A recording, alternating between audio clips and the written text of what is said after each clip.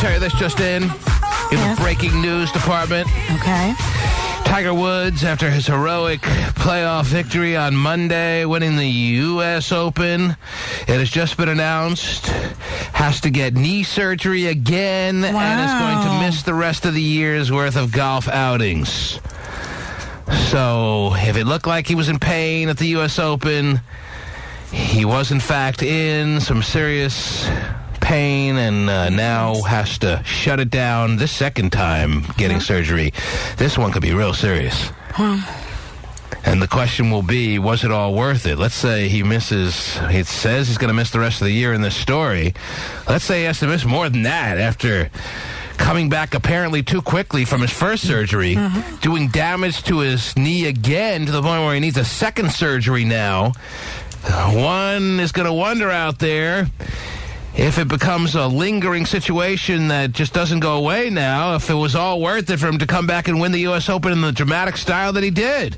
I think if his career ended today, he'd still be the best ever. Right. If his career ended today, he would be the best ever. But no one wants his career to end today because obviously he's got so many good years of golf for people to enjoy, and it would just be a shame if it ended too soon because of an injury like this. Yeah. That all it required was a little just hanging off of it kind of time, and he would have recovered. But it did seem like from the surgery he got, he came back a little quick because he wanted to play in the U.S. Open so bad. Yeah. He was in pain, and instead of shutting it down when he felt that first little twinge of pain, he wanted to be a guy who just worked his way through it, and you got to commend him for that. But at what cost? And the fact that it took him 19 extra holes to beat Rocco Mediate should be the first clue. He should have put him away a long time ago. Rocco Mediate had the little weekend of his life. Yeah.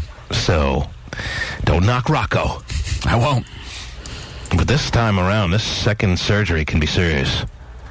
If you injure your first situation a second time and you need to go back under the knife, that sounds kind of serious. I mean, he knows now he's not going to play golf for the rest of the year.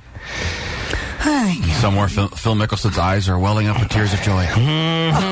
Yes! Now I have a shot. That means Nike doesn't want him anymore, right? Yeah, right. All right. Okay, so the name of the girl? Okay. Or guy? Or whatever? Quite the transition, huh? Here I am trying desperately to make you forget.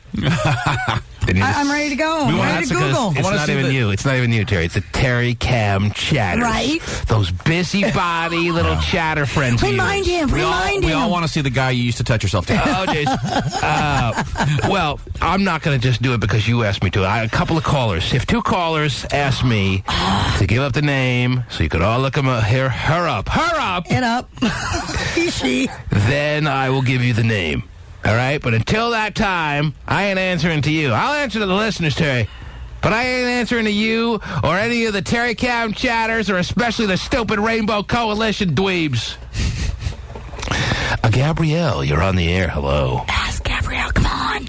Gabrielle, good morning. Hello. Hi, how are you, Gabrielle? I'm all right. Good. What can we do for you this morning? Well, I'm calling in because I have a little relationship issue. Okay, well, I'd love to help you with it, Gabrielle. All right. Well, I've been with my boyfriend for about years. And you realize that nobody, be it the highest paid by the hour psychologist or trained professional, can help you better than I can. And I do it free of charge. You realize that, Gabrielle, which is why I'm sure you called. Oh, yes. Okay, good. Of course. I'm glad we got that on the record. Go ahead. Okay, so... Yeah. So we've been together 3 years about, and we have a 1-year-old daughter. Always fun, yeah. Yeah, and he cheated on me like my whole pregnancy. Always fun, yeah. Nice. Oh, that's lovely. Yes. Yeah. And you knew about it the whole pregnancy, or you found out about it recently, or what? Well, I found out about a year ago when my daughter was 5 weeks old. When you were 5 weeks old, you found out information that made it clear to you that your boyfriend was cheating on you through the entire course of your pregnancy. Yes. All right. So what's your question? Well, we've been trying to work it out for like a year, and we just constantly argue. So I'm trying to figure out, what should I do? Couples counseling. You argue, but you believe his cheating has been curtailed, or you argue and he's still sneaking around on you in your gut? What is your gut telling you? Well, time for a sandwich. Lately it's been that maybe he's starting to do it again. But you're breaking up. What? He probably is. You realize once a cheater, the likelihood is very strong, always a cheater, right, Gabrielle? Especially if he has the ability to cheat on you during the process where you're giving a man the greatest gift that a woman can give a man, and that's an Xbox 360. No, that's a child, Gabrielle. So if he's going to cheat on you during that process the whole way through, I mean, he couldn't even hold off the first few months of excitement of knowing he's going to be a dad, you realize the likelihood is he's always going to be a cheater. Now, the question is, are you willing to tolerate being cheated on for the rest of your existence, or at least for the foreseeable future, Gabrielle? Is that something you're interested in, or what? Well, of course not. I mean, who wants to be cheated on? But the thing is that he accuses me of cheating on him. So, well, that's just his philosophy of the best defense is a good offense. All right. So, he knows that if he's accusing you of cheating, that takes away time that you can accuse him of cheating. That's, as I said, the best defense is a good offense mentality. Yeah, and I'm not dumb. I mean, I knew he was cheating on me for months, and I had the gut feeling, but it just was the time for him to tell me. He just decided to come out and tell you? That's how you found out? He just decided to come clean? Or you caught him kind of red-handed? Well, no, not red-handed, but we got into an argument, and it kind of got, escalated, and he was like, oh, I'm so mad at you, I have to tell you that. Oh, one of those situations. Well, screw you, I cheated on you with your friend. Yeah. It wasn't even my friend, and I mean, not to be confused, but I'm not an ugly girl. I mean, I'm very beautiful, and I seen the girl he did that with. And most guys cheat on girls that are less attractive than their girlfriends or wives. So don't think that's anything abnormal. The thing is that it's not that we were living together the whole time. And so it's just, he wants to work it out. He says, oh, I love you. I want to be with you forever. He gave me an engagement ring, all this stuff. But it's like, well, you do owe it to the child to give it a shot. If you think that it's a possibility where he absolutely can break the mold and go against the odds, defy the realities of a normal type situation like this, and all of a sudden stop cheating on you, then obviously you want to try to work this out more than if it's a situation that is going to be more in line with the odds, which is once a cheater, always a cheater. But if this is going to make you miserable, if this is going to be humiliating to you time after time, and I'm telling you and your gut's telling you that the likelihood is you're going to be cheated on again, if not today, then sometime in the near future, that at some point you may want to cut your losses, pick yourself up by the bootstraps, so you're wearing boots, and move on with your life. Yeah, I mean, do you think that we should do couples counseling to try to work it out? Because I just feel like I want to trust Why, so you can sit there in couples counseling and lie for an hour? No. Because that's the likelihood of what's going to go on in couples counseling. He's either going to get frustrated and just start, that could be therapeutic, or he could sit there telling lies like he does to you 90% of the time. Right. So I just don't know. I don't know how effective couples counseling is going to be. Everyone thinks couples counseling is or any kind of counseling is the end all. Oh, there's the the solution to all my problems. Hey, counselor, see this lady next to me? I hate her. And I can't wait to screw anyone but her. And I did it while she was carrying my child. It was great. Gabrielle, I don't know if that's the magical potion that you're looking for, couples counseling, all right? Mm-hmm. Don't have unrealistic expectations about couples counseling solving all your problems. Yeah, I just don't know what other avenue to go down, because we've tried, talking, we've tried not giving each other attitude, we tried not How fighting, old are you, Gabrielle? Let's guess. 22. You're 22? Mm-hmm. And he's what? 21. Yeah, it sounds like you guys just weren't ready to take on the level of circumstance that you're dealing with now, and this is the typical fallout from that. All right? Yeah. But it's too late to change those realities. You just got to do with it as you can, the best you can, all right? And that may not involve you being with this guy over the long haul, because it seems like if it's not going to be today, inevitably you're going to part ways. Now, there's always, I'm all for a good fight. If you want to try to make it work and say, hey, we gave it everything we could, there's something to be said about that. So I'm not saying you should throw in the towel today, but I don't want you to have unrealistic expectations about the future with this guy or counseling, especially that's going to be your magic wand of the whole scenario here. All right? She likes a nice magic wand, apparently. Yes, that's what got you in trouble in the first place. Yes. The magic wand is not doing you so well. Judge Judy would say in 10 years you won't know his face. Mm-hmm. Judge Judy, in all likelihood, is right. Always is. Gabrielle? Yeah. You sound like a nice girl. There's some nice things coming around the corner from you for you, okay? Mm-hmm. That corner may be a long way off. Oh, but when you get there, right around that corner, are better times. Because you don't deserve to be cheated on, but you should have maybe done more to protect yourself from, I don't want to give you a lecture here because that's not the kind of guy I want to be, but can't help but say you could have done some stuff to prevent the permanent relationship that you'll always have in some aspect with this guy, and that being parenting a child with him. All right?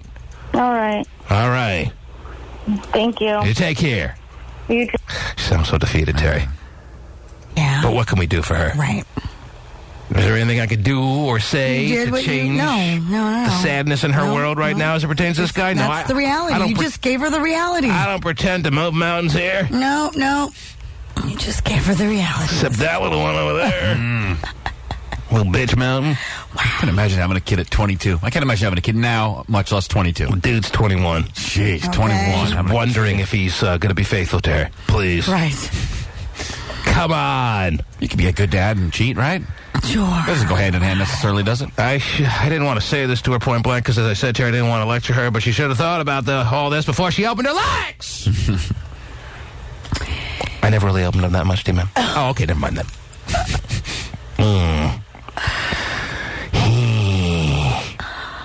And I really appreciate that you didn't bring up, she has bigger things on her mind, bigger fish to fry, than bringing up who the actress. The actress? The actress was, Terry. Right. The lines are packed. No one's ever going to get through. It's a cockamamie rule you made. Come on. It's not a cockamamie rule. It's a great rule, and it's the worst rule I ever heard. It's in place. It's not a rule that just is in place. Clear the lines and let's start all over. Clear the lines. Just to show you, it's not a cockamamie rule. It's not just in place for today. No one will remember tomorrow. If someone brings it up to the first time, 2 callers ask me. 2 callers. To reveal the name, I have promised you I will reveal it. I don't think about tomorrow. I want right now. So do I. You may not get it today. And you said, Now. You may not get it today. You just have to wait. Well, then I'm going to overeat after the show. Carlos, you show me. Carlos, you're on the air. Upset me again tomorrow, please. Hello? Yes, Carlos. I'm starving right now. I hope so. To say, I got some counseling for that girl. You got some what? Hold on. I got some counseling for that girl. She needs to leave that man.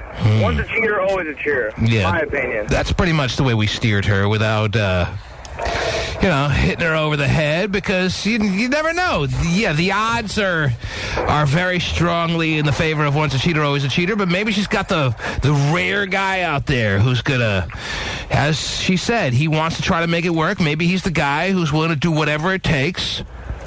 If the guy has a heart to cheat on his girl while she's pregnant... Yeah, I didn't want to point that out to her too hard either. I have an issue with that. Yes, we all pointed it out. That's just out of line. But what I really did call for was Winnie the Pooh stimulus check. Oh, man. Winnie the Pooh. Winnie.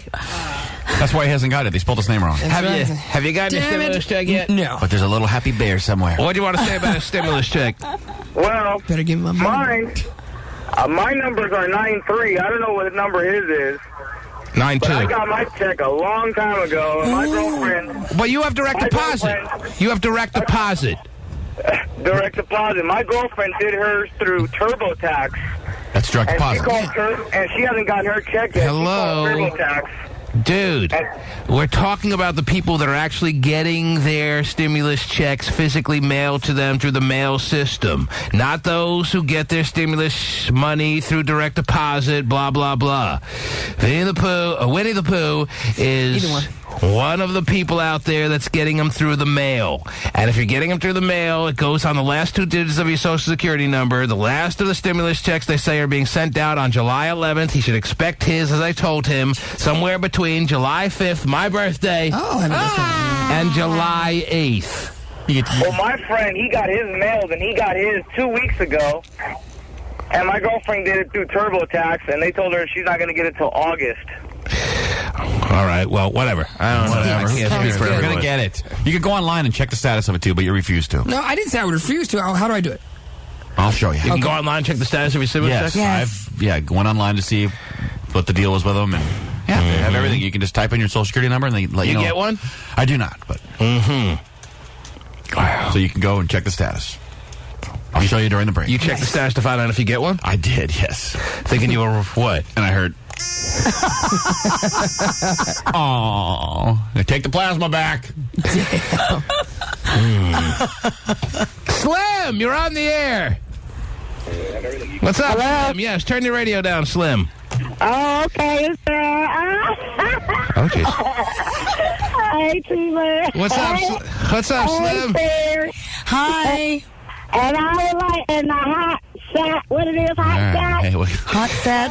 keep going. We got 'em all. What about Winnie? I am calling today because I am from the South, moved here, and I love y'all show. Oh, thank you, Slim. Oh, welcome. Wait, she's from the South? Come on. I have to be honest. What made me start watching y'all is y'all gay foam operator. Oh, Lord. Yes, he's the attraction that drives them in bushels, Terry. Where's she watching us from? Are you from Virginia? Are you from Virginia, Slim? That'd be No, I'm from Mobile. Oh, okay. Oh, man. Mobile, Alabama. There you go. Yeah. Oh, yeah. And how long you been in the area? I've been here, July will be a year for me. Well, happy anniversary. Welcome, too. Yes. Oh, yeah. Okay. And man, my birthday is July the 14th. Wow, same sign. We're both a couple of cancers, aren't we? Oh, yes, we are. Mm-hmm. So that means you're sensitive. You might play like you're tough, but you're sensitive. Are you sensitive? I don't even play like I'm tough, Terry. I think my sensitivity comes through on each and every day that someone listens. All right. I think my overwhelming underlying and exterior sensitivities come through every minute of every show. I will never deny my unbelievable level of sensitivity. I absolutely have it, and I'm proud of it, and never want it to go away. We're All from that right. zone. Sensitivity. So my question is to y'all today is, are y'all going to put gay? I'm not a computer whiz. I don't look at the y'all little Terry can. webcam. Yes. But I look forward to hearing gay phone operator on the phone. Because y'all fussing, it makes me happy. He's smiling now. All right, why don't I introduce you to the gayest of foam operators? Hang on the line. Big day for you. Yeah, it would Big be. day for you. Big day. Can you imagine you get to talk to this guy? They don't have gay foam my operators God. in Mobile, I have a feeling, Terry. No. I don't think so. If they do, they're... Oh, jeez. It's got a new... Oh, wow. Barbie girl. Good morning. Oh, jeez. You got a fan. Good morning. For all the How you people doing? for all the people that hate you, gay, it's nice to know that there's someone out there, she hasn't listened long enough, that truly loves you. Slim, I would like to introduce you. A formal introduction being made right now. Say hello to Gay Foam Operator. Hi, gay. Good morning. How are you doing? I am fine. I am peachy. And I must say, the first time I heard you and that Vinnie the Pooh was into it. Yeah, well, And I him and just- Pooh's kind of common. Yeah, he's been into a little poo from time to time. Yeah, you got to be careful. Hey, Oh, my God.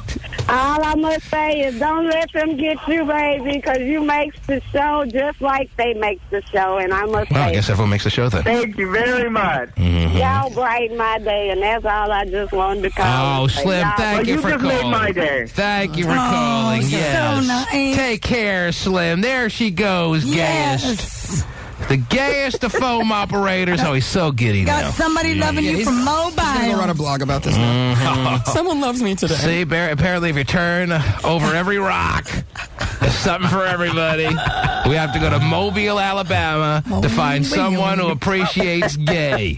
Hey, there's even two sides to the thinnest flapjack. Mm-hmm. According to Dr. Phil. I don't know what it means. I told the people loved me. Okay. Gay, don't get carried away. Not a lot, but some. Don't get your bipolar in the wrong direction. Yeah. I'm doing good today. Okay. Why? You were crying last week, by the way. You were crying last week. You'll be crying next week. I cry every day. So Why are you giddy today? You're saying you were happy before this woman called? No, yeah, I was in a good mood. I'm not fighting with anybody. I'm doing good. Not yet. What's wrong with today that you're not fighting with anyone? I'm trying to be nice. Why? Because I'm tired of people attacking me for no reason, so I'm trying to be nice back. So you're killing them with kindness? I had one little disagreement in the room this morning, and that was Because it. he private messaged some new guy and asked for a picture. You private No, message? this is the deal. This guy has Which he does every time. Wait. Let me ask you this. Let me ask if that's true. There's a new guy on Tari Cam that has... No, he's not new. He even has the Rainbow Coalition letters in his username. He's messaged me quite a bit. I've never seen him, so I said, can you send me a photo, or do you have a MySpace so I can see who I'm chatting with? And he said no. How So then I go to gay get coffee. tactics. No, I go to get coffee, and I come back, and people are telling me, he's saying you're harassing him. I didn't harass him. I didn't ask him to do me. I said, can I see your photo so I can see who I've been chatting with? A, did you ask him for his picture more than once after he said no? And B... No, after he said no, and he said he didn't have a MySpace, I stopped. Did you say anything negative after he told you, no, I will not send you a picture? Did you say any snide remark kind of statements towards him? No. Not at all. You took it like a not man. bad. I mean, I didn't say anything bad after that. I just said I stopped. All right, whatever. No, what are you? What do you need a picture for? Who cares? Because I like seeing. What, you get a picture of everyone you've ever chatted with? He basically does, yes. I do. Everybody. Yes. Oh, so you ask women that you chat with for pictures? No, not usually women. Yes. No, all men. All right, so it is a gay thing then. Is.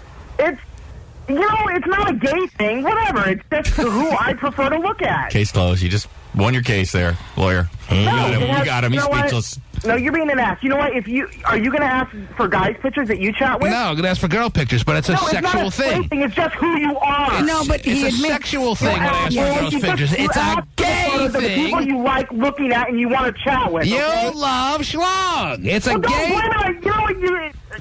God, you're an ass. What did I do? I'm just making you admit that it's a gay thing. You love schlong. And you were trying you were trying to hook up with this guy, and you got shot down. No, Another lonely day in Gaysville. You know what? Like the guy that tricked you at the bar. I did not try to hook up with him, and I'm not going to argue with you. You were going to try to hook up with him. I asked to see who I was chatting with. That's the first step in trying to hook up with a guy. No, it's not. No, it's not. Not when I know the guy's straight. He's always said he's straight. He's said everything about being straight. You would have made your gay innuendos to feel him out. I don't even know where the dude lives. You would have gone to meet him. You know what? No. No, because I'm not meeting anybody. Setting himself up anymore. What he's doing is he's setting himself up. I'm not doing that. He's setting himself up to be tricked again. So if anyone out there wants to try to convince him that he's into gay for 2.5 months, you can have a fun-filled moment when he shows up at the spot that you made up to meet him at, and he looks all dumb. I'm not doing that again. Yeah, whatever. Put on the fancy cologne. I've had a lot. I did. Clean shirt on. Put on the drop card. Yeah. Head out the gay door. And look for a little gay love. Okay. Look at your cell phone. It says owned. You're not doing it. You're not doing it again until you do. I understand. No, I'm not meeting anybody that says they're like from the chat room or they know me from the show or any. I'm not doing that. Well, then where are you going to find love? I'll meet people other ways. Well, there aren't any other ways. You know, I've only got in that situation 2 times. Mm-hmm. And that was the one with Javier, the bartender, and then that girl that pretended to get a guy until she got naked pics of me. Did you ever get even with Javier, who owned you? Are you plotting as we speak? Have you ever made any attempts to trying to get even with this guy who owned you for 2.5 months? You mean Ethan Holmes? The guy that the phone is registered to? Yeah. I've tried to get information and get it. His name is Ethan Holmes? Yeah. Do you have a number for him? Yeah. that? It's on his blog. It's on my blog. We should call Ethan and congratulate. Yeah, that was well done, Ethan. Nice work. Pulling the gayest of wall over gay phone operators' eyes for 2.5 months, setting it up. Yeah, 3 months. TV or something. Hold on, I'll That's get a it for patient you. criminal. That is. Maybe I should buy Ethan Holmes a flat screen, too. Maybe No, you he should. deserves it. Totally deserves it. You got Ethan Holmes' number to write down real quick? Well done. Ethan answers. Yep, right on my blog. That was nice work. That's a patient crime. That is a long-term, drawn-out kind of little crime that just to be able to... And what I found out since is the bartender was in on the joke. He's friends with Ethan. And what they So told there was a him to couple do- of people. And what they did is they told him to expect me to come in. It's a full investigation. And then try to get a photo with So me. easily duped. It's like, you're kind of And they pathetic. didn't Just think let I it was go, gonna you know? go, so they left like 5 minutes before I got there. You're just adding to their fun as far as this is concerned by doing this investigation and getting all the info. I just want to move on from my embarrassment. It happened. What I can't do. Draw anything as little attention to the fact that you were embarrassed as possible. Well, what do? You do the opposite. Exactly. I'll cause him any kind of damage I can. I don't hear about you causing him any damage so far. He's still I'm not done chuckling. yet, am I? Him and the bartender. It's not causing me any other damage because I was totally humiliated already. It's not going to get any worse. Called has a voicemail box that has not been set up yet. Oh, how convenient. Goodbye. Why would he have a voicemail that's not set up? He may have just went and... It doesn't want to get message from all the people harassing him.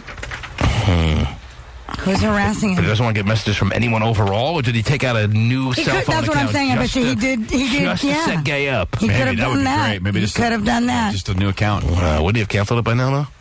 I don't know. Anyway, well done, Ethan Holmes. That's great. Gay, but Slim loves you. Okay? All right. Take care. Bye-bye. The T-Man Show. All right. Now you think I'm a wuss because I didn't give you the name. Well, yeah, I do, and I think you probably didn't take calls. Well, I'm getting off, and you think I'm getting off on the technicality that no 2 callers have asked. Yes, but then again, Well, you didn't want to clear the lines and start all over because you knew the Terry Camp Chatters would be first in line. would you rather me tell you now, where it's like the very, very end of the show here, where probably everyone has moved on with their day already? They haven't and moved on. It's not going to make that much of an impact, or you want to wait until 2 callers probably will inevitably ask me tomorrow to do so? Because either way, Terry, you tell me which way you want it. Oh, geez. And I'll do it for you just to show you I'm not wussing out here. I promise you I'll give you the name. I'll give you the name. 2 callers. So you're giving us the name of the man you used to look at while touching It was a woman, to my knowledge. It was a woman at the time that I was beating the paddywhacker. Okay. I was shocked when in ordering the exotic pornos from a place in Miami, the guy on the phone, I was really embarrassing too, because the guy was like, that used to be a man, right? I was like, huh? Oh, yeah, I know. I'm good. Yeah, just go ahead and Come on. He's like, you look at her and you can't tell that used to be a man? Wow. I'm like, with all the I'd just like to end this call now. Do I need judging from you, Chief? All right, just like a little... Yeah, just send me the God, movies. just send me my exotic pornos. I'm paying way too much anyway, and just shut up. But he's like making me feel all embarrassed, and I was like really caught off guard. I had no idea. I swear. I probably now looking at her, I probably should have picked up on something that indicated that she used to be a man. But I didn't even totally believe him. I thought he was just goofing with me. But then when I looked it up, it said her name, and then it said what her name used to be. Really kind of uncomfortable to see that. Oh, Carl Johnson. It said, Ajita Wilson, born George Wilson. Oh, you just said it. Oh, good. I was like, oh, this is not happening. I'm looking it up now. Yeah. So there you go. There's your name. Gosh. When I was beating the stick, she was Ajita Wilson. Oh, yeah, this guy's hot. It was not a guy. Okay. All right. You must work out. Look at that ass. Look at that ass. There was something about her that was really sexual to me. All right? Okay. And there was nothing to do with the fact that she used to be a guy, or else I would have picked up on that. All right. Ajita Wilson. Agita. All right? Not very well known, kind of undergroundish porno kind of scene. Why was it? Et cetera, et cetera. So she's still like there top you 10 go. favorites? I mean, of all time? Or? Oh, no. I moved on, and Really? she's not food for worms. And, yeah, as I said, she was in a car accident. Okay. Number of years back. And Yeah, women drivers. that's that. Okay, so now everyone's happy. Oh, there she is. Move on with our Image lives. results. Whoa. Let me see. Check it. Let me start slapping it right now. I can't see. Slapping it right now. Can't hold yourself back. That's old pictures of her. Oh, yeah. She's really an old school, like 70s Yeah, that's what I was porn gonna star. say. I love those. Yeah, so do I. I like Tori Wells. Oh, that's kind of 80s, but Anyway, she's looked better in movies than that. But Well, anyway. but, they're little pictures. You happy now? Can all move on with our day in our lives? Okay, good. you know it is Gina Wednesday, though, right? I mean, you know what today is, right? Oh, what is today? You know Hot Shot Loves forgot. Wednesday. I almost forgot. Please remind us where we're at in the week right now. Well, now that your workday is over, you're officially closer to the weekend in front of you Is that right? than the weekend behind you. Woo! Okay. Wherever you are, Gina Here's Wilson. a full nude of her, and you're right. They did a good job. Wherever you are, Gina Wilson. What's going on with her leg? A happy, Oh, she's a man. a hump day. Oh, that guy's hot. The T-Man Show. Nobody in here has a tweezer? No, I don't usually carry those around. Mm-hmm. What about a needle? You got a needle?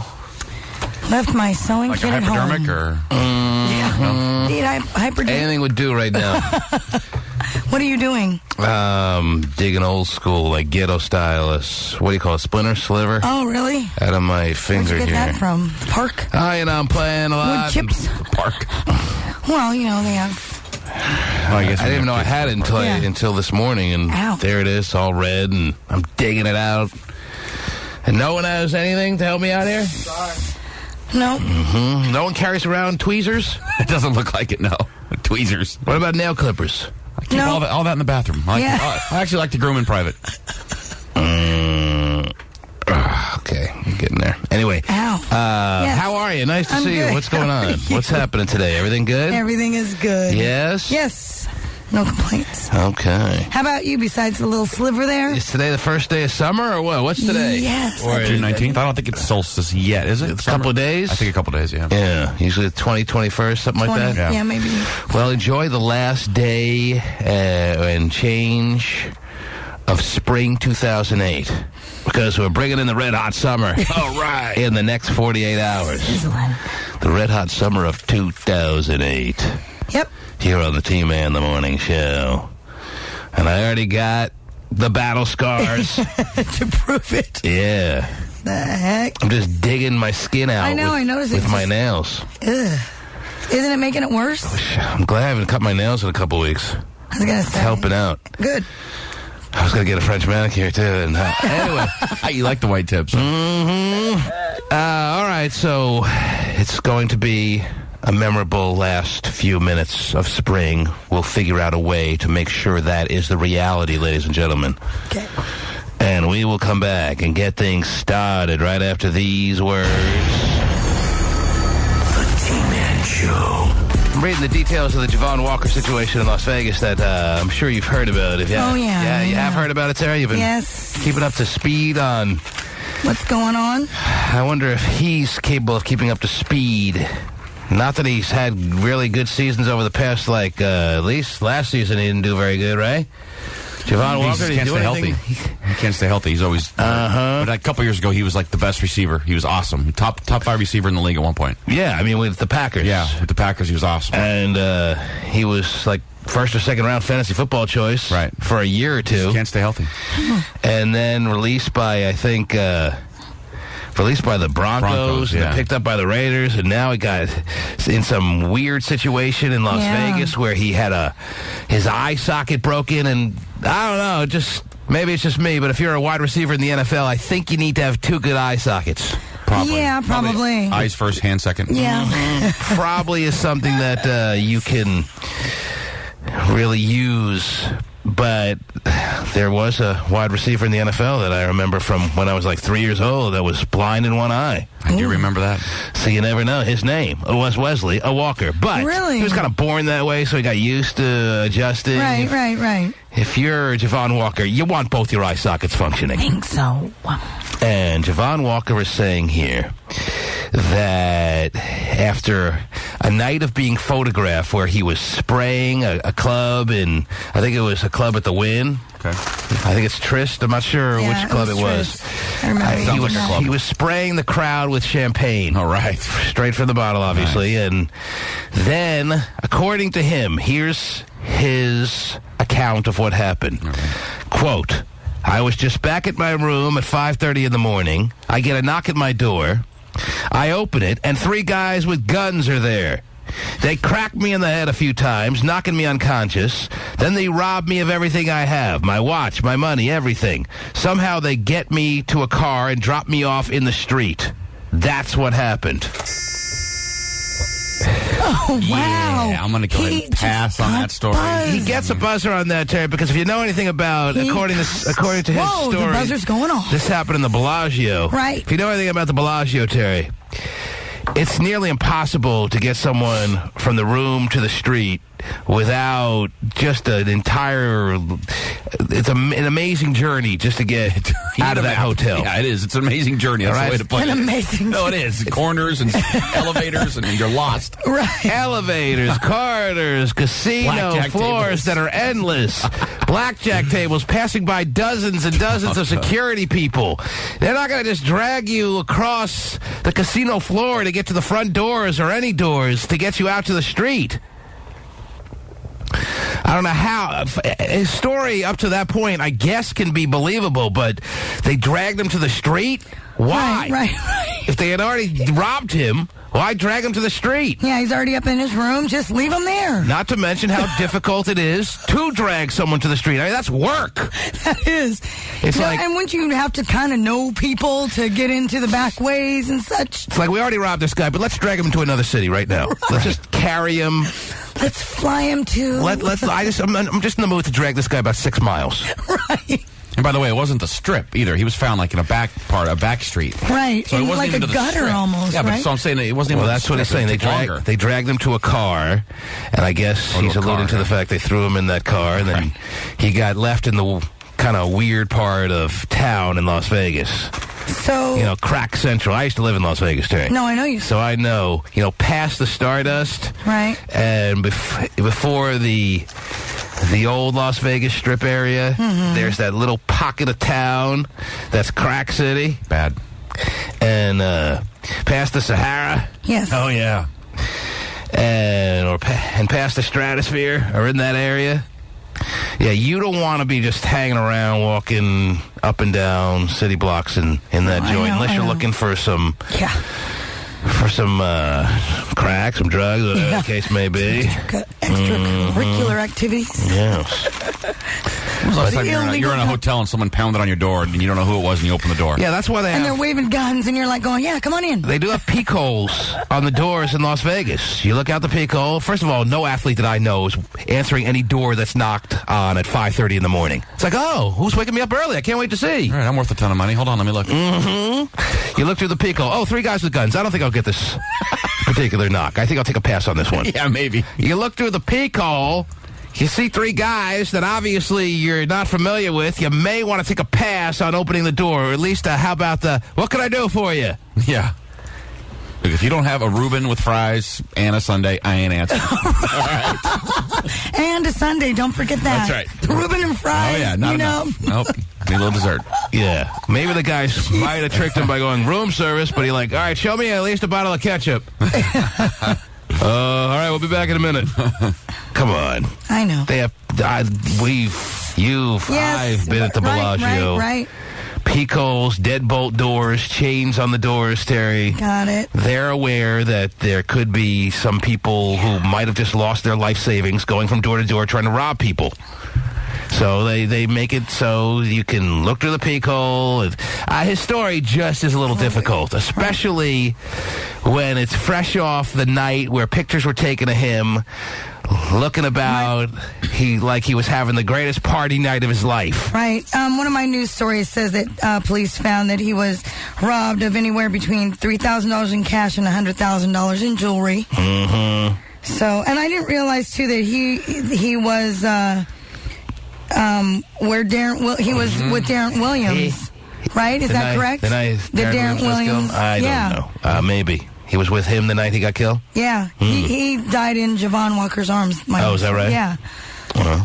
I don't know about that. But anyway, Yeah. I'm not saying he wasn't robbed on this particular night in Las Vegas, Jay, but I don't think he ever made it back to his room. I would say you're probably right. I don't know. It doesn't make sense. It's probably not true. And now, of course, he's got to answer to all the Raiders front office, and this is his story. Got to have a story. He'll fit right in with the Raiders. Oh, jeez. You got to have, a good story if Right. you're going to not be cut. Can't say I was trying to buy Coke at 5 a.m. in the street and got robbed. Doesn't really work well with the boss. Mm-hmm. Got to have some cockamamie story. Hoping it just goes away. But no. Well, we'll see what happens now. We'll see if his story flies with Lane Kiffin, and Lane Kiffin himself isn't in the most secure spot in the world. So we'll see how Al Davis, how anyone who's making decisions, and I'm assuming, like always, it's Al Davis is going to respond to this. Unfortunately for that organization, still Al Davis. Wow. Come on now. Killing that organization. Mm-hmm. Well, Javon Walker's agent, Kennard McGuire, says Walker is recovering in a private environment right now. Private? Yeah, he won't be spraying the crowd with champagne anytime soon. Okay. So that's the story. An interesting one. Shots going off on the buzzer. What do you think we are? Probably got right. Yeah, we have a little Vegas experience ourselves, and to be dragged across the casino floor like that, down the elevators, after they had already done what, apparently if they wanted to rob him, then they had already done the job. Right. They got him to open the door. Right. They came. He says they had guns. Okay, rob him in the room and make a run for it. Right. Don't take him with you, so you can leave him in the street. Doesn't make any sense. Like the person that supposedly killed Jean Bonnet left the ransom note. Well, you don't kill the person and leave a ransom note. That doesn't make any sense. You just lost your collateral. Why would you kill your hostage? Nico has a thought on this. 1-866-663-T-Man. Yes, Nico. Hey, T-Man, I got a call BS story the other day on Mr. Walker. This is what I'm thinking. He was probably out with somebody, because he's probably married, engaged, or got a significant other. So not only do we have to cover up for the Raiders organization, he got to cover up for the home front, because he was probably with a hooker or, a lady the other night set him up. The boyfriend came in, hit him in the eye with a gun. Yeah, but you don't have to go to the bad streets of town in Las Vegas to look for a hooker. They're right there in the bar in the Bellagio where he was staying. They're probably, whoever he sprayed with champagne probably came up to him and was like, hey. No, I think the likelihood is that he went to the bad area of Las Vegas. Looking to skewer or something. To get a little, controlled substance-like material and got knocked over the head and robbed. If you're going to do that, you got that taken care of. You're not that also you think could be taken care of by anyone that he may have in his... That's true. That's a good point. And now we're assuming he's making rational decisions at 5:30 drunk. Okay. The woman, he's trusting the woman, she's setting him up the whole time. Maybe he doesn't have anyone in his crew that night. I don't know. Maybe no one. Maybe he was out. And what's more? I mean, who knows? Why out in that area? The place where he was found is, I'm telling you, rough. It's like they have a little nickname for it. I think it's called there's a lot of nicknames for it. Little Cuba. There's a lot of nicknames for that area where I think I heard he was found. But go ahead, yeah. Because you're not gonna break your eye socket trying to cover something up. Mm-hmm. Because I think he really got robbed, but he was probably with a hooker that set him up. You love the fact that he's with a hooker. You just have to have him with a hooker, right? He does. Nico's story is strictly... Gotta have the hooker. The common denominator with Nico's theory is that there's a hooker involved. Please tell me the hooker. It could be just what he thinks. No, you're going hooker. You've already committed yourself to hooker. You ain't looking back. No, I mean, it could just be a groupie, but I'm saying that whatever, it was a Bonnie and Clyde setup, and he got his eye knocked out for it, and that's just another knock that the Raiders got. I mean, what else can we take? Yeah, that sounds... Do you want another rumor that's kind of circulating? It sounds kind of painful to get your eye socket broken, but what's the other rumor? The other rumor is this, that it may have been Floyd Mayweather's posse. Yeah, because apparently he's laughing. No. This is Why does that the make rumor. you laugh hysterically? This is the rumor. Why would it What's be Floyd going on? Mayweather's well, because apparently he might have had a run-in with Floyd Mayweather's he had a crew? run-in with Floyd Mayweather, and they were together at some point in one of the clubs. Hey, the Big Show couldn't take down Floyd Mayweather's crew. You can't imagine that Javon Walker is going to do much better. So was that real? I mean, if Floyd Mayweather hits you, man, Anyway. he can retire from the NFL if that was the case. So that's another rumor floating around out there. Yes. Well, the picture you're talking about, the champagne, him with the champagne. Yeah. That Floyd may have gotten hit by some of that champagne. Really? And then blah, Floyd blah, blah. gave the orders. Gave the signal, said take him down, gave the nod. Take care of him? Yeah. Wow. Because, I mean, not only... Did Floyd know it was Javon Walker? Yes, because earlier, I'm saying that it was just at that same time they kind of had words exchanged. But Floyd, when he told his people to take care of that dude, he knew that he was telling his people to take care of Javon Walker. Yeah, handle it.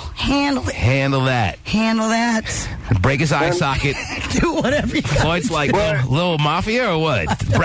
What's important to him? Okay, break his eye socket, leave him in the street. Bring me his chain. With a schlong in his mouth. Bring me his jewelry and money. I want his chain. Do I have to do the schlong part, or can I just beat him up? And then, like you said also, T-Man, there's too much security and too many cameras in all of those casinos and hotels. Yeah, just call for some camera. There's a camera. Yeah, it's possible that he was dragged out of a club into a car into the street. Yes. But it's really a stretch to think that he was taken from his room, taken down the elevators, taken across the casino floor, taken to the parking lot. Right. And just dumped in the street. Yeah, that's a lot of work, and that's a lot of risky work. Can you imagine people in the elevator? So, what are you doing? He was in the alley. Some security guard's going to go, what do you got in the sack? Come on, tell us. There's people awake all the time. Yes. To Vegas, last I checked, is a 24-hour city. 5:30 in the morning is still prime time. And if his room was where mine was, it's at the very end of the hallway. From that grueling walk from your room to the elevator. Yeah, that's an endless hallway, by the way. Just for ice.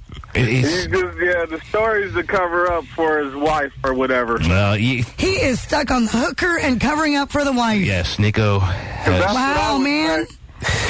Nico wants to make sure his wife hears other guys get in trouble too, honey. Right, see? Terrence, you're on the air. Hello. Hey, how you doing, T-Man? What's up, Terrence? Hey, just wanted to say that maybe when he was spraying people with champagne, there could have been some thugs in the club and they just didn't like it and seen the way he was. Well, that's what Terry's saying, and it's more than just some your thugs. average thug. It was Floyd Mayweather Jr. who got sprayed, and Floyd just gave a nod, and the rest is history. I'll tell you this: if Javon Walker's story that he's telling the media now is true, there is easy ways to verify it. There are cameras all over the Bellagio. Absolutely. They can go back and look at the tape and see if he was dragged across the casino floor, because there's no way to get him. The windows don't work. Fire escapes aren't active. There's no way to get him from his room to a car without it being seen on video. And then, I don't know if it could really be Floyd Mayweather, because he's making more than $3,000 a round. Well, and, $3,000. Floyd Mayweather's going to throw it all away for $3,000. He made $100 million his last fight. Well, no, again, he doesn't want that heat to come back on him. He just gave the nod, man. It wasn't him himself. Floyd's got buffers, man. Yes, he does. You know what I mean? When you're that big, you got buffers. They can't trace it back to you. He gave the nod, and that means 3 layers of communication were given out to make sure that guy was taken care of. And that's just too much heat. Like you guys say, the camera. The camera will point to who's actually doing it and who they're associated with before the situation happens. Maybe more details are going to come out that it was Floyd Mayweather, but that sounds like more of a rumor than probably the reality. It's one of the rumors. It's probably just someone who saw a very vulnerable, rich athlete who was causing all kinds of trouble that night in the club and said he's an easy takedown. Let's get his jewelry, and he can barely walk out of this club, and we're going to help him. That's probably what it was. Yep. And they left him with a little memento of a broken eye socket. He might have struggled at some point, and they just whacked him in the eye and just left him laying in the street. Yep. And that's all there is to it.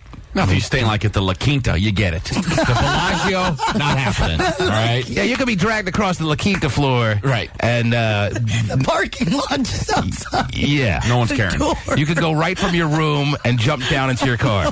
Right. Nobody cares. That can't happen in the Bellagio. Right. Javon No Walker's, joke. he's no small guy, Terry. No, I know. Talking about, I would estimate around 6'5", and about, I don't know, 240. Right. Right? Sound about right? Probably like 6'3", 210. I mean, he's a receiver. I think he's a bigger receiver, too. I think he's, I'm going 6'5", I'm going around 240. Guys, that's funny. 240 be pretty But good. if you're just falling down drunk, you're falling down drunk. It doesn't matter if you're 7'10". Yeah. Pasty, give us the height and weight on I one got it. Javon. Oh, you got one? 6'3", 215, age 29, born 10/14/1978 in Galveston, all right, got Texas, it. Thanks. Florida State. And what's his normal blood pressure, Terry? I don't know. Oh, okay. Giving us all the vitals. 180 over drunk. 180 over. So they list him at 6'3", 215? Yes. Kind of skinny. But Little receiver guy. I thought he's more of a big receiver. Nah. He's fast. I mean, 240, you can't be that fast. 6'3" is actually a pretty big receiver. Yeah, it's not bad. He is. He went to high school at St. Thomas All right, High Terry, School. now in you know what, Terry, Louisiana. not We're not impressed. All right. Ever. T-Man Show. Russell Crowe. E! News has confirmed he'll star in a new twist on the Robin Hood tale, playing the sheriff of Nottingham. Yeah. Sienna Miller is reportedly also starring in the role of Maid Marian. See, I had my fingers so crossed for another Robin Hood movie, Terry. I'm so excited that they're actually making my dreams come true. This is a new twist on Robin Hood. You're gonna like this. Oh, that's even better. He robs the poor to give to the rich. It's not. You're gonna love it. Sounds like the government. It's not a documentary on American government. It's starring George W. Bush. It's not just a remake of the old Robin Hoods that we've seen through the years. New twist. New twist. You're I gonna love a nice new twist. Mm-hmm. Men in tights. Yes. Yes. And Russell Crowe, actor of all actors, Oh, yeah. was given the go-ahead to count him in on the new twisted Robin Hood. Robin Hood. Only one I ever saw is the one with the animals that play the characters, the cartoon. The animated version? Yeah, it's the only one I ever saw. I love that one. You didn't see it with Kevin Costner? I did not. I do enjoy the song, though. That Bryan Adams makes me tear up every time.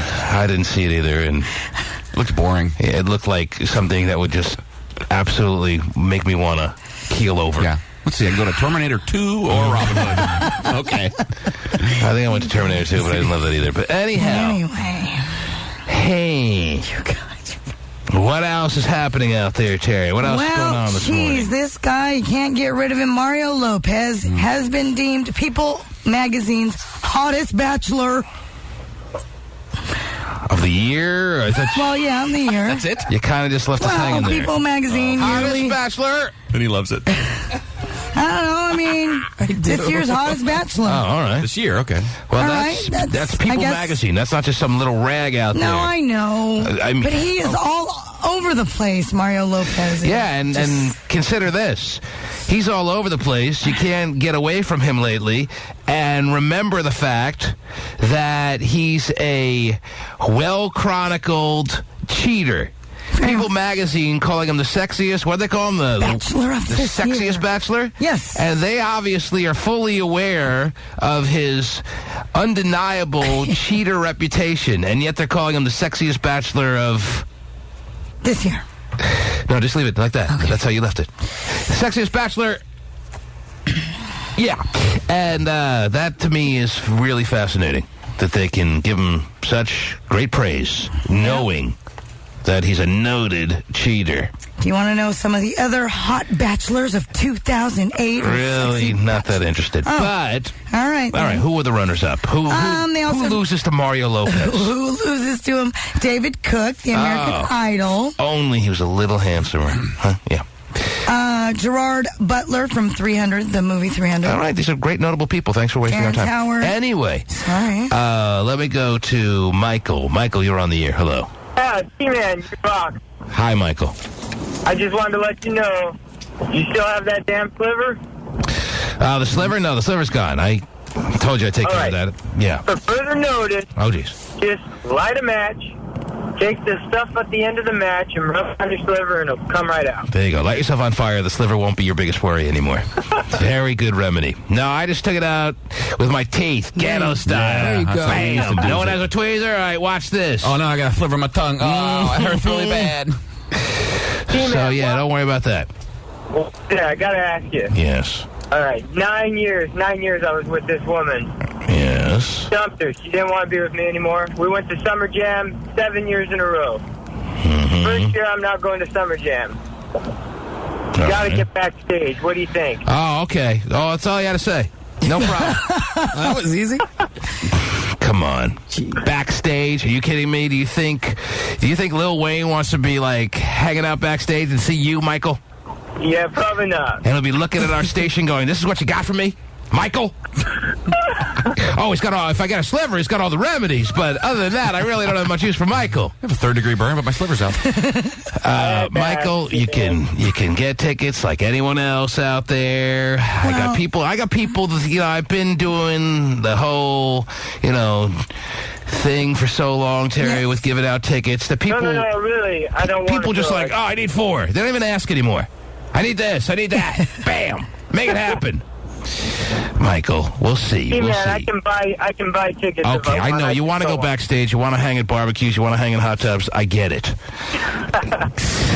We'll see. Earn your stripes around here like Kevin did. That's right. You know how Kevin won Terry over? Oh, yes. It can be done. Kevin got himself in the party limo, Terry.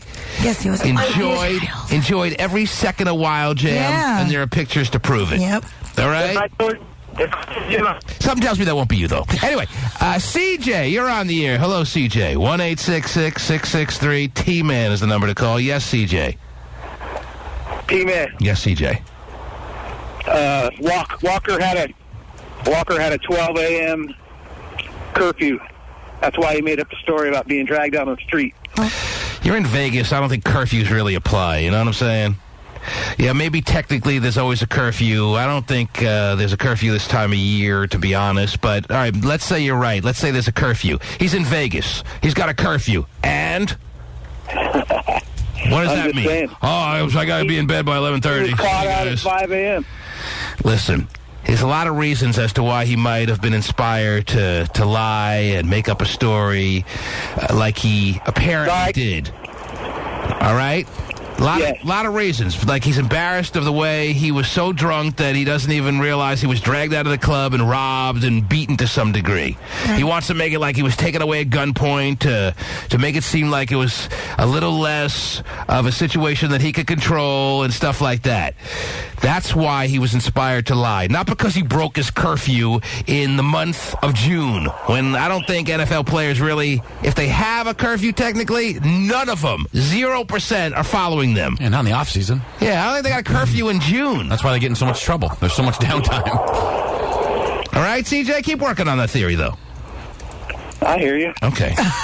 Take care, my friend. I'm sure Lane Kiffin's calling 90 players every night to make sure they're all in bed by midnight. Whatever. Yes. Grown men, they'll be at work and be healthy and get paid a lot of money for it. To my knowledge, NFL players got a curfew on Saturday nights in the fall. Right, when they're in a hotel. Aside from that, when they're on the road, aside from that, there really isn't much of a curfew situation going on. Saturday night, road games, yeah, technically they got a curfew. Middle of June in Las Vegas, I don't think Javon Walker's going, I'm having so much fun here at Trist, but it's 11:30 now. See you guys later. Oh, let go. Yeah, why would you go to Vegas? What's the point? Yes. Okay, but thanks for offering. We always appreciate people's comments and thoughts, and nobody's thoughts are ridiculous except CJ's, but that's all right. Yeah, there are no dumb questions except CJ. OJ's. No, CJ was on the right track. Athletes have curfews at times. Not in the middle of off-season like it's at right now. Or towards the tail end of off-season. I mean, minicamps are starting up, but if he's at the Bellagio, something tells me it's not minicamp time. Anyway, what else? What else is going on out there, Terry? Looks like Jamie Lynn Spears is ready to give birth any day now. Any day. Any day. She's held on to that baby for what seems like an eternity, Terry. Yes, I remember during Christmas break having the news be broken. I remember I was in Florida, in Disney World, turning on the TV in the morning and seeing them talking about how Jamie Spears was pregnant. Yep. So, yeah, I guess the math works that was inside of 9 months ago, but it seems like a long time ago that we first found out that Jamie Spears was pregnant, Terry. Yes. I remember waking up with Goofy to my right, Mickey to my left, Yeah. and hearing about Jamie Spears being knocked up. We were all shocked. Yep. We were in bed early because it was curfew night, Terry. Oh. Yes. Oh, good to know. You know know. how Clear Channel has a strict curfew on the T-Mans. That's right. Comings and goings. Activities. I know. Hey, man, we're going to give you this contract. We have to make you abide by 11:30 curfew. All right. Can I still run a train on Daisy Duck? Anyway, me, Goofy, and Mickey ran a train on Daisy Duck like you would never believe, Terry. Oh, and too then much information. Then we Thanks. woke up and heard, what's kind of joke? We woke up and heard the news that Jamie Spears. Where were you when you heard Jamie Spears was pregnant, Terry? I remember where I was. Do you remember where you were? It's the kind of thing you remember where you were, right? Sure. When you hear that she was pregnant. I do remember that I was in Disney World, and I flipped on the TV in the morning, and they were talking about Jamie Spears being pregnant. I was like, what? And then I was like, I guess it makes sense. She's a Spears. Hey, she Shocked is. for 10 seconds. And good to know is that I was Brittany... shocked for all 10 seconds, exactly, yes. Brittany has flown back to Kentwood, Louisiana, to be with her sister. It was right around Christmas Day, or give or take a few days. You don't remember where you were? You were on one of them staycations that everyone's talking about? Yes. That's the only way people can do it these days, with the economy being in shambles. Like, we're going to go on a summer vacation soon. Vinnie the Pooh is already talking about his staycation situation. Very true. That's right. He can't wait to go on vacation in his apartment. At the crib. Pool across the way in the little complex. And that's what everyone's calling him right now, Terry. Yep. They're called Stay Home. Staycation 2008. Part of you wants to stick it to the oil companies. I'm not driving anywhere. Screw you. I'm not driving anywhere. I ain't flying anywhere. Nope. I ain't paying extra prices on gas or hotel room rates. I'm doing a staycation. There you go. Wow. All right. So, you don't remember where you were when... I know. I was probably at home. Oh, jeez. Doing like you said. The staycation? Yeah. Yeah. So any day Putting now... up Christmas lights and things like that. Oh, yeah, that's right. You were giving the orders on putting the Christmas lights up. You don't put up your own Christmas lights. Don't think we've forgotten. Or No, I'm very... That's so just because weird. it's the end of June, beginning of summer, doesn't mean that we don't remember that you don't put up your own Christmas Oh, I lights. know. I'm okay with that, and Well, I don't care. You said you were putting up your Christmas lights. Right. Well, you couldn't have been putting up Christmas Well, lights. because- you're right. Me, myself, I was not. Oh. I was having the person do it for me. You were drawing up the telestrator for Yeah. how you want your Christmas lights put up. I and see. I was walking around my house going, oh, no, you're missing. Can you put up... Okay, that one's blown out. Wow, the long leather whip in your hand? Yep. Mm. And Vinny down there calling me weird, Mr. I Have Nothing. Wow. Mr. I Have Nothing? Okay. No channels, Oh, no... you know what? Come up with your own original material, too. That's And our he stuff. needs to, too. Oh, jeez. What? I got some emails yesterday saying... Oh, my God. Saying Terry, a listener noted, amongst others that emailed, saying Terry seemed to have a good old time ripping on Vinnie the Pooh about how he has a delicate palate and can't take any spices. I didn't even start that. You didn't start it, but they noted that you had a really good time enjoying all the laughter that went along with talking about how he needs a stimulus check to roll in anytime soon. What else are we cracking on the other day? Yeah, you know, the channels, the muscles. Oh, the muscles. No There was muscles, no something channel. else. No, it was his palate, wasn't it? That's the one. His Yeah, spicy food. that. The no stars. But then yesterday, wings, right? but then yesterday, when Terry mixed up T-Pain and T.I., Oh, yeah. and Vinny didn't even say anything. Right. I attacked him, and poor little Vinny can't defend himself. Well, the listeners pointed out how quick Jesus. you were to get all sensitive. I know. And say that anyone that wants to take over your job, you're ready to walk on out. Yeah. She just can't take it from Vinny. She can take it from you and I, but not But from Vinny Vinny. didn't even say anything. I didn't say Right. a word. Yes, he did. Well, No, not a but word. he does make little faces. He does, and he makes little noises. and he makes snickers. little noises. How do you know for you guys? You did too make a statement. You did too. You did make a No, statement. don't say that you You didn't said say T-Pain anything. was going to jail. How do you... Blatantly wrong. You say And Terry. I actually roll back the tape, and I believe I said in kind of a statement No, question, I you said, didn't. "Isn't he going to jail?" No, you did not phrase it as a question. You're like, T-Pain's going to jail for like gun charges. And that was it. You left it alone. Terry, you if said- we wouldn't have said nothing, Please. you'd have been on the Whoa. tip. Okay. Terry, you say Vinny the Pooh made little faces at you. How do He you always expect him? does. I and always that's do. okay. How do you expect him to do anything different when he has a little face? Exactly. And when you make blatantly wrong comments like T-Pain is going to jail. When you have a little face, you make little faces. Again, Terry- I Terry forget can't that he's handle so those- highly intelligent down there. I forget Mr. Birthday is so... Really? The whole point of it was you were laughing it up. Right, and he Enjoying does the the moment. same with me when you guys Yeah, but crack he didn't- on me. He didn't threaten to walk out when you were laughing at him. He took it like a man. And I don't be like, oh, you know what? Terry can just have, she can just do this, and I don't care, and I'm leaving, and I ain't coming back. That's all the emails are pointing out. That's all you when do. you laughed at him, he sat around and dealt with it. So now, And so when- now, Took it on the chin. Took it on the chin. When he barely laughed at you, if at all, you were ready to walk. I'm always ready to walk. Oh, jeez. The It doesn't door's even matter. unlocked. The door's Okay, unlocked. see ya. Wow. Go ahead. What, Vinnie hires and fires now? Yeah, I guess Vinny's the guy, I right? didn't So, fire. Vinny, come on over. You said you was going to leave. I just happened to mention the door the was thing unlocked. is that The when I door's call unlocked. Vinny out Can I go home? to even The door's to even unlocked. sit here in my Angela. chair, Hey, T-Pain's he in can't jail. handle it. He T-Pain's in can't jail. hang. T-Pain's in Angela, jail. you're on the air. Hello. Hello, Angela. Hello. Hi. Hi. What can we do for you? You guys are making fun of Vinny that he doesn't have a TV. Well, I don't have a TV. Well, he has a TV. He just doesn't have any channels to go with the TV. It probably Well, makes more I sense don't not to have have a a TV than to not have any channels. But I guess he's so into box sets that he feels that he's as caught up on the TV world as anyone. And he's moved into a new apartment about 4 or 5 months ago, and he's decided to live a life without channels. Yes.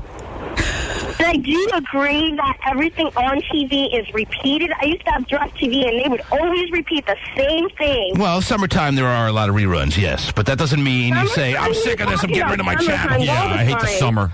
Getting out, cancel the cable. Normally, it's a decision between a satellite dish and Comcast, and a lot of people, it seems, are choosing Comcast, but very few people go, I'm going to go with neither. Yeah. So that just it's just fascinating to us. Yeah, he feels the same as you. He has the internet. He has box sets. He's watching Lost right now on his. You find that he is being behind. No, he's not being behind because the future is the internet. You're behind. Listen, I believe she has I'm a on point. listen, I'm on the internet. You're behind. I'm on the internet more than anyone. Don't tell me about the internet, honey. You're All right? not obviously listening. You're not obviously watching it like Vinny is. Are you and kidding? I am. I spend more time on the internet than you've lived a life. You watch shows that are on TV on the internet? I watch a lot of shows or a lot of clips on Hulu.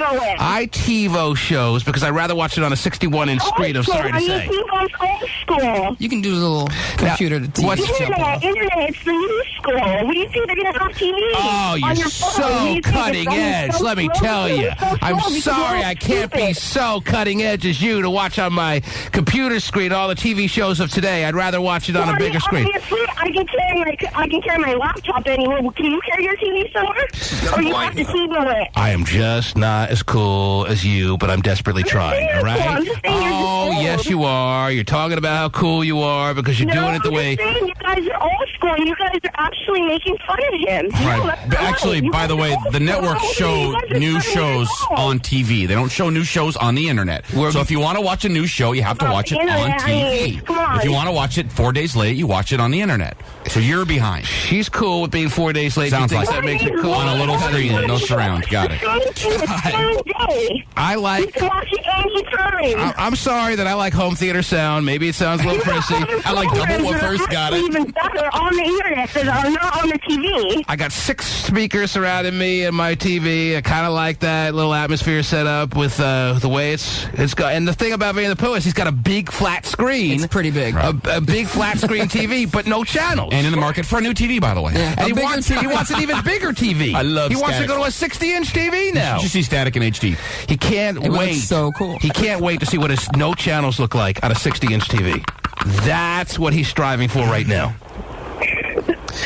And Vinny, I hope you accomplish that goal. Well, thank you. I hope you're able to really see real soon what no channels look like on a bigger screen. You know. Mm-hmm. And when that stimulus check Yeah, comes, as soon you'll as be old that boy much cuts closer. me the check, I'm there. Okay. Angela, I appreciate your passion. I thank you for telling us the way it is, and I hope you call Thank again you. soon. Good call. Bye. Okay, there she goes. She carries her laptop around, and whenever she wants to watch TV, oh, she does it. Right. And she does it the modern way, 4 days late. not the old school way. What the hell was that? Last I checked, if you want to watch a new show, you have to watch the channel. So weird. Yes. Jeez. And, I don't know. I don't know if your laptop is... You're flipping between 700 channels. Not that I watch all 700. I probably watch about 4, Terry. Right. But I like the option of knowing there are 700 channels available. Sure. And I don't even count like the XM channels that the dish will give you, Terry. They give you like the XM radio channels that I just delete. I don't watch. I don't listen to radio on TV. You know? Mm-hmm. Some people just like walk around their house with the music playing from their TV. That's not me. Right. I need to, if the TV is going to be on, I need to see something. And not something that's stationary showing me a title of a song. Yeah, you see a little fun fact about the band. Yeah, I don't need that. I have a radio that plays better than... Oh, my God. You have a radio? Yes. Wow. Pretty old school. How'd you do that? With an antenna? Oh, goodness. Man, everyone's all hostile this morning. I love it. Everyone's fired up. Everyone's taking the gloves off. Last day of spring. Pretty much, right? Summer starting the 20th or 21st. Oh, it doesn't matter. Last day of spring. This weekend. Everyone's ready for a fight. The T-Man Show. Lakrita Patterson of California claims she was injured while she put on a pair of Victoria's Secret thong underwear. Yes. A piece of metal from decorations on the thong came off, hitting her in the eye. Of course. While Patterson and her lawyer admit her corneal abrasion did not keep her from driving or even working, she says she deserves her time in court. She was trying on underwear, Terry, and she got one right in the eye, apparently. Yep. And now she's suing Victoria's Secret. She wants it to be Lakrita's secretary because she got terribly damaged while trying on a thong, which seems pretty nasty to me. I didn't know you could even try on thongs. Maybe Victoria's Secret is very customer friendly, but I don't think you should be that friendly. Trying a thong and be getting all your juice all over and be like, I'm not going to take this. And how do you try on a thong? You can't try it on over your clothes because you won't know how it fits, right? You can't try it on over your normal bloomers. So what's the point of trying it on? How do you try on a thong? Well, like they have like liners in them, kind of like with a bathing suit. Same situation. Don't get it. Wait a minute. So the liners come standard, or it's like a little temporary liner, like it's a temporary. It's like disposable liners. Yeah, you can take it out. Man. Yeah, and then it if you is decide kind of, you don't want the thong, or if you do, you just chuck the liner and then you go to the register. So there's a whole wastebasket of liners. Oh, that's a bad job having to take that out. But see, the thing is, again, and I asked this yesterday when we brought up this story, is that what's odd is that, I mean, anytime that I go and to Victoria's Secret, you just pick out, your size, and you just pick out. You know what your size is, and you decide whether you like it and you move on with your life. Right, I don't try on underwear. 3XL, I try on done. the bra, but not try on thongs. But you're saying they make it so if women do want to try them on, they have liners you can. Just like with swimsuits. Then there are maintenance people going, oh, I love my job. Oh, my favorite customer came in today. Oh, man. That is just unnecessary. As Terry said, she knows what her size is. She knows how thick her ass is. She knows what thongs work for her. And she ain't trying on underwear in the store. I'm not.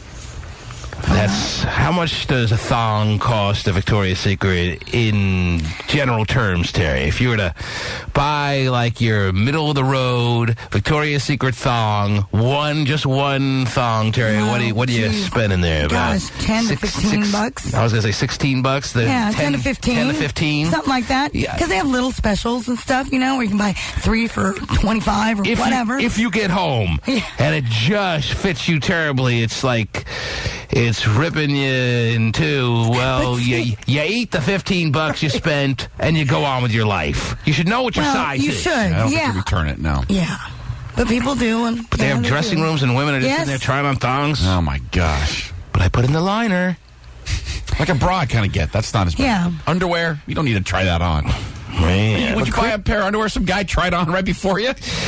Hey, Bob, those in well, I'll take them. I wouldn't if I knew, but something tells me now that I'm so geeked out, I'm thinking I have to throw away all my clothes just on the thought that someone may have tried something on like that before I did. Like jeans or whatever, you don't really care about that, but underwear is a little intimate. I would even care about that, but yes, to a lesser degree than underwear.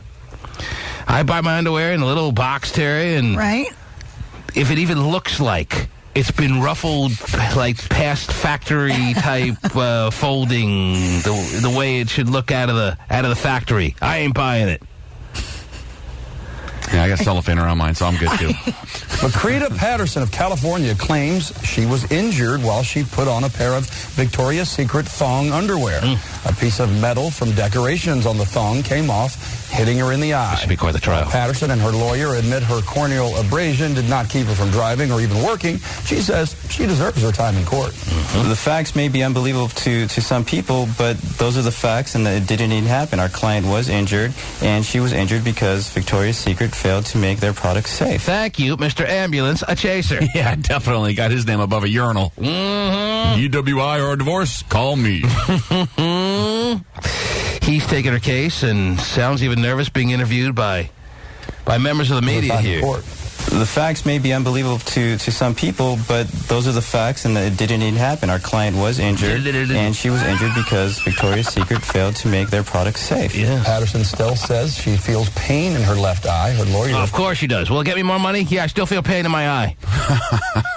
She still feels pain in her eye from the terrible thong accident that happened in the Victoria's Secret dressing room because they had a dangling piece of metal adjacent to the thong, Terry, that whip-sawed her right in the eyeball, and now she wants her millions. Yeah, think about the pain her husband's going to feel when he sees her in the thong for the first time. Patterson still says she feels pain in her left eye. Her lawyer first tried for a settlement with Victoria's Secret, but they hit a dead end, so they obviously went public. Hey, we can keep this all private and not embarrass you guys, and you just give us a loot of cash, or we're going to have to go to the press with this. People love a nice windfall, don't they? Weird. Again, the bra, I'll try it on. Get sized up. But the thong, underwear. Yeah, you don't remember in your lifetime trying on a thong at Victoria's Secret or any department store. No. And then you scream to the lady helping you, yeah, can I get a bigger size? Really giving me a wedgie here. Oh, yeah, I'm going to need another pair. Oh, wow. Damn Pan Express. Desiree works at Victoria's Secret, wants to chime in on this. Sounds hot already. Desiree? 1-866-663-T-Man. Desiree, the Victoria's Secret worker, is on the line. Hi. Good morning, Desiree. Morning. How are guys? you? What's up? Good. I just want to call and say that that's so funny to me because you're not even allowed to try on thongs there. You work at Victoria's Secret, and the rule is you're not allowed to try on thongs? Well, if you do, you can't you have to wear underwear under it. I've never had any problems with the metal. Terry was saying they give you a temporary liner. Well, no, some have. Terry does it. She doesn't even know. No, some have the little liner in them. They like, and I kept saying like a bathing suit. When you go, she would know maybe better than you, Terry, because she works there. Do they give you, or do they already have temporary liners in that you take out when you buy it, or what? Well, actually, there's no liner, but you have to wear underwear already in it. But all of the metal, it's not like it could pop off. It's actually like a circle holding it together. Well, this woman's claiming it did pop off and popped off to such a degree that it snagged her right in the eye, and she's in terrible pain and wants her millions. Wow. I don't see that happening, only because, I don't know, I've never seen any underwear that would be able to pop off. When you get a little older. What was it called? It was from your sexy little thing line. Apparently. Oh, it was from the sexy little thing line? Yeah. Terry's done some research on this story, and the underwear in question is from the sexy little thing line. Is that something you're familiar with, or what? Yeah, but the sexy little thing line, the metal part would be in the back, so I don't see how it would hit her in the eye. I don't know. I've never seen the actual pair of underwear. Maybe she has rectal damage too. Who knows? I don't know. Maybe we shouldn't discuss that yet. She's saving that for the big blockbuster moment in the courtroom. All right. Well, thank you for sharing your Victoria's Secret expertise with us. Oh, you're welcome. But not many people, you're saying, try on underwear, try on thongs in the store. Is that right? Honestly, people think it's nasty. They don't like to try on underwear. I would imagine they would, which makes me wonder what this lady was doing altogether. But she says that not only did she try it on, but she had a terrible accident, and Victoria's Secret is responsible, and you may be working for her sometime soon. This woman may be your boss real soon. But probably doubtful. Anyway, thank you for sharing, Desiree. How old are you, love? I'm 19. 19. Victoria's Secret worker, Desiree. Yeah. Well, and obviously they let her go into the dressing room with that. Which Victoria's Secret do you work at? The one in Antioch. Oh, it's my favorite one. I'll see you later. Okay, thanks. Later. Take care. If someone's setting you up with a Desiree from Victoria's Secret on a blind date, are you in? I think I'm going to show up for that one. Yeah. 19-year-old Desiree who works at Victoria's Secret? I think I can make that one. Yeah, I think I would too. Yeah. Safe to say she looks okay. I have a good feeling about this, yes. So Terry's telling us they have liners, but this woman that works there says you're not supposed to do that. So which is it? But yet this lady on the news actually did go in and do it. Well, Glenn is on the line. Maybe it was over her underwear she put them on. Glenn is on the line saying, so much for this lady. His mom was injured by a Victoria's Secret bra strap. You want to hear from... Oh, really? Glenn is only 15 years old, apparently. Glenn, are you there? Yeah, I'm here. What can we do for you, son? My mom, she was trying on a bra, and the back hinges. It kind of it was sharp, and it snagged her back, and it ripped down the side of her back. Are you asking me seriously if I know the back hinges? The back hinges on the side where you connect the bra and the back. Yeah. Thanks for the further explanation. Yeah, we've heard of them. Mm-hmm. Yeah. Someday you will too, son. All right. So what happened to your mom? She's all scuffed up, or what? Yeah, well, no, yeah, she got like a little scratch, and we got all these damaged women out there because of bra and panties. Vicious bra and panty action going on out there, Terry. Again, I don't. All they did was they gave her a little gift card for $100. All right, sounds good to me. That's better than enough. And she was happy. Yeah. Skip out of that store. Okay. Score! If you hurt yourself at the old Walmart, see what they get you. Give you a gumball, tell you to leave with a smile now or be arrested on sight. Anyway, Glenn, thank you. I hope your mom recovers quickly. And I hope she bought you a lot of nice things with the gift card there. Anyway. Thanks, Mom. That's just what I wanted. Polka dots. Now everyone's coming out with their injuries. Is that what's going to happen? It's pile on Victoria's Secret? Is that the deal? I thought this woman should have got $100. Sorry that happened. This woman shouldn't even get $100 for her cockamamie story. Well, if she has a doctor's report, then you have to believe her. I shouldn't say that word, Terry, because it is a family show. It is. But I can't help myself. This cockamamie story about a thong in Victoria's Secret. Well, she got injured. Still not really clear on the whole liner thing. Can somebody help me, please? Shannon wants to help on the liner situation. She wants to break down the liner situation for everyone. Shannon, are you there, baby? I'm here. What's up, love? You know, when I go to shop for panties, I would say 90% of the time, none of them have liners in them because you're not supposed to try them on. Tell me all about it. Well, when they do... Yeah. They don't take the liners off and replace them anyways. I won't buy a bathing suit or a pair of panties with a crinkled liner. I'll give you a crinkled liner. I know. Half the time they're not even recycling these things. So you got to imagine that women's just juices are all over. I mean, it's a family show, and you're talking about freshly squeezed juices.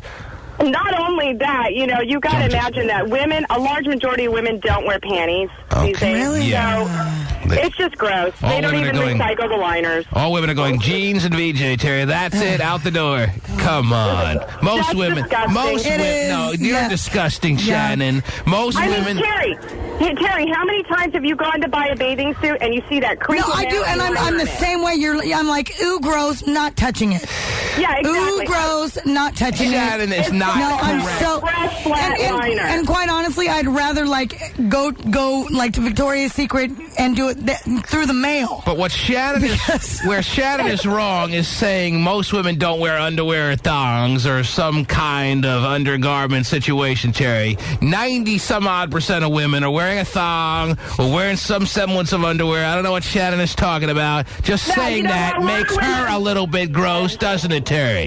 Come on. I know plenty of ladies who don't. Most women aren't wearing underwear, No, Shannon? I do. I know plenty of ladies who don't. Don't wear underwear? Do not saying. Not even a little thong? Not a thong, not a nothing. That's nasty. The best way to wear jeans is wear no panties at all with them. Well, that's great. Get little jean lint in your VJ. I once told you about how I was having You were sex. turned off, right? I'm in my apartment, Terry. I'm ready to take down this girl that was a few years older than me. She took off her jeans. She had nothing on underneath them, and I got grossed out. I was picturing little gray lint balls in her VJ, and I pretty much tossed her. I still had sex with her, but it takes a lot more than that to gross me out. It really kind of almost made me throw up in my mouth, Terry. Wow, really? Because I don't like to see you go straight from jeans to your. Well, but Yes. Yeah, she's right. But the best part about her is that she was letting you have sex with her. She's not right.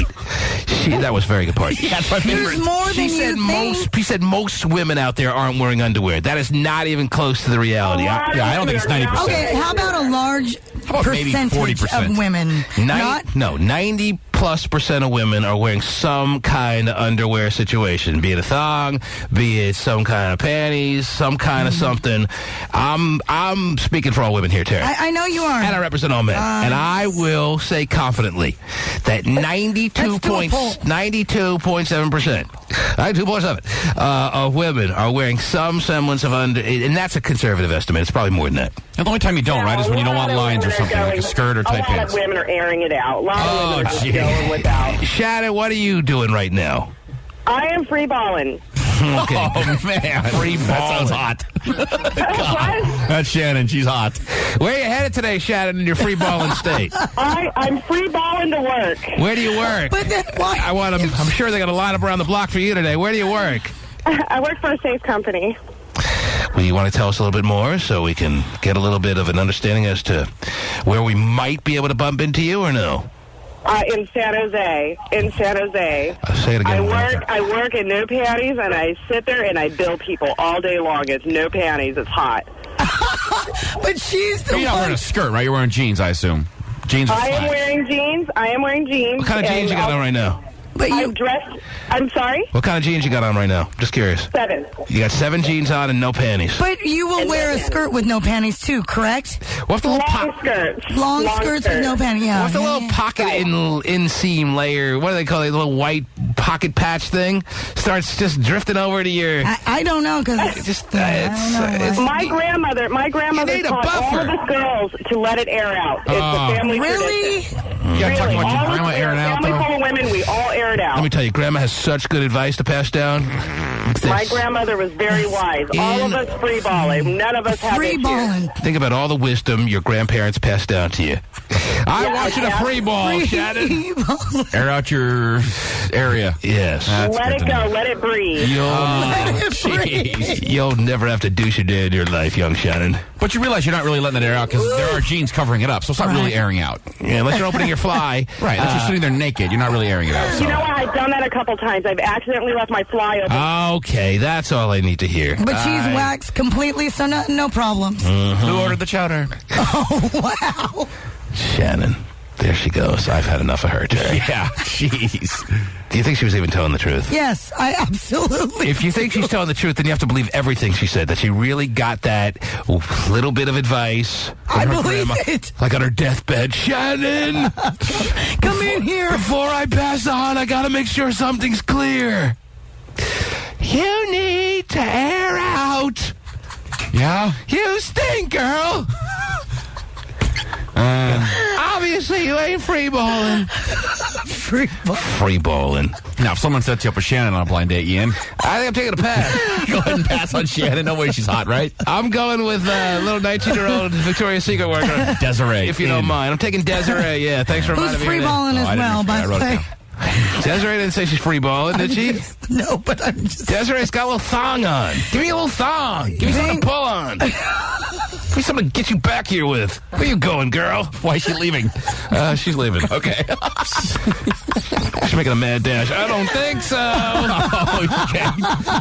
Okay. You aren't free balling. You ain't getting away that quick. Man. Oh, my goodness. Mari, you're on the air. Hello. Your name is Mari? Yeah. How you doing, Mari? I'm good. What can I do for you, baby? Well, I was calling because you guys keep saying she was trying it on, but the guy said that she was putting it on. So how do you know she wasn't at home when it happened? I think the details of the story that we read yesterday late on the show. This isn't the most breaking news. Terry talked about this yesterday, in fact. The details of the story are such that it points out that she was in the dressing room when this unfortunate accident took place. Oh. Pretty nasty, huh? Well, maybe she was trying to squeeze into a size that was too small for her. And the little doily, dangly metal it broke thing and flew off, and came firing can't out see like it a coming off projectile and force that it's like a gonna fly Chinese up and hit. star and shanked her in the eye. Well, that's what I thought. She was trying to squeeze an underwear that was too tight, and the thing came shooting at her like a Chinese star, Terry. She was on the Pretty Little, or what is it called? Pretty Little Thing or Sexy Little Thing? Sexy Little Thing. Not You sexy. don't see or Chinese stars much anymore. Well, huh? you don't see ninjas anymore, really. That's probably why. Well, I remember in college, like, just Ninjas throwing are Chinese stars against the wall and scaring the hell out of people. Yeah, we Really? don't have. Oh, my had some? goodness, really? Yeah. People used to make them in metal shop. Yeah. And They then were try to be ninjas. Pretty popular in the 90s, early 90s. I had a guy threaten to kill me who said he was a ninja. Oh, really? That was the last ninja I heard of. His girlfriend was emailing He me. didn't realize that he was threatening you that he was a dying breed. That's right. That's a shame. You don't see ninjas. That is kind of a dying Well, if they thing. were wearing thongs, you'd be like, come back, yeah. Ninjas are pretty damn cool, aren't they? Carmen, you're on the air. Good morning, Carmen. What is up, people? How are you, Carmen? I'm good. I got a question for Terry. Yes. Okay, how do you feel about crotchless panties? Oh, jeez. Crotch. Well, I don't have a pair, so I don't know. Would you ever wear them? I don't know. Oh, jeez. How about edible panties? No. Are you hitting on Terry, or what are we doing here? What's the What's the point behind all this line of questioning? Well, you know, we're talking about panties. You know. Yes, we remember I just that. thought- Yes, it's just kind of interesting that you're a little bit going off the subject and firing one interesting question after another at Terry Free. Well, Terry just looks like the crotchless panties kind of guy. Hers are crotches just because she's too cheap to buy new ones. Terry, she's been around a little bit of time, and she knows the look of a crotchless panty wearer, and you have all the makings. I do not own a pair of crotchless panties. I've been given edible panties before. Oh, but boy. Don't use Slather them. a little peanut butter on top, Terry, and I you am all are in. loving life. But love it. Okay. So, no. Tim, I need you're a good on the thong, air. cute, sexy thong. I'm all over it. Good morning, Tim. What's up? Yeah, have you seen this woman, T-Man? She looks like Shrek. Oh, my God. Oh, the woman who's actually doing the suing? Oh, yeah. No, I haven't seen her. Have you seen her, Terry? I briefly saw her. I was trying to find you a picture yesterday. Tim says she looks like Shrek. Is that after the accident? Maybe she was a beauty queen before she got shanked by a pair of vicious panties. I mean, she's an older woman. She's 52. I don't know. Hey, that's right. I remember that. she's yesterday. 52 years what old, the which hell? I think is, I mean, whatever. That reminds me, Terry, what the hell is a 52-year-old woman trying on Victoria's Secret little thing line panties? Sexy little thing. Sexy little thing. Very sexy. By the way, there's little. no age limit. Yes, there is. There should be. Maybe there isn't a sign, but I'll tell you right now, T-Man rule. Number 416. No, you're on 415. You don't wear the Victoria's Secret sexy little thing panty line if you're over the age of 37. And that's being very generous here, Terry. 416. Well, all right. 37. Okay. You don't wear, once you're 38 and beyond. What do you buy when you're 38? When you're 38 and beyond, you buy other things. All right? I'm not going to tell you one specific thing that you have to wear 38 and beyond. All I'm telling you is this. You don't wear the sexy little thing line at Victoria's Secret. You don't be trying on Victoria's Secret sexy little thing panties in the dressing room and realizing it's not for you when you check yourself out in 2 different mirrors and throw it back on the little display counter where they have all the panties lined up, Terry. When you're 52 years old, you don't do that. Oh, it looks good on Giselle. Look good on me. Definitely. Just because it looked good on the woman you had in the catalog in your mailbox 16 times in the past month doesn't mean that you should be wearing it at 52 years of age. T-Man. Yes, sir. I just wanted to say that maybe she was trying to put it on as a mask. Uh-huh. Okay, because you have her looking like Shrek. I remember now. Okay. Thank you, Tim. Okay. Take care, my friend. Sounded defeated. Okay. Didn't go over so well. Try it again tomorrow. Ashley! You've made it on. What's up, baby? Ashley, can you hear me? Oh, hello. How you doing? Hi, how's it going? Pretty good. How are you? Good. What are you doing? I'm on my way to work. Oh, yeah? Yes. Dirty girl. What are you doing today? What are you doing at work? I actually managed 2 Desert Sun tanning salons. You little hooker. Yeah. Ah, blind date with Ashley, who manages the tanning salon. I think I'm taking Ashley over Desiree. Desiree, yeah. Couldn't be more in. 19-year-old Victoria's Secret worker. Any girl that works at a tanning salon in. Yeah, but she manages. She's not a front desk worker. The front desk workers are usually the hottest on the premises. But Ashley worked her way up from front desk to manager. So you're saying not only was she good enough to be front desk tanning salon material, but then she worked her way up the corporate ladder. Yeah, she had her moment in the fake sun. In the tanning salon world. Quick little note on the woman. She had little Desert Sun knee pads on. Oh, yeah. Ashley, what do you want to say? Go ahead. And then Terry's going to give us a quick little note. Yeah.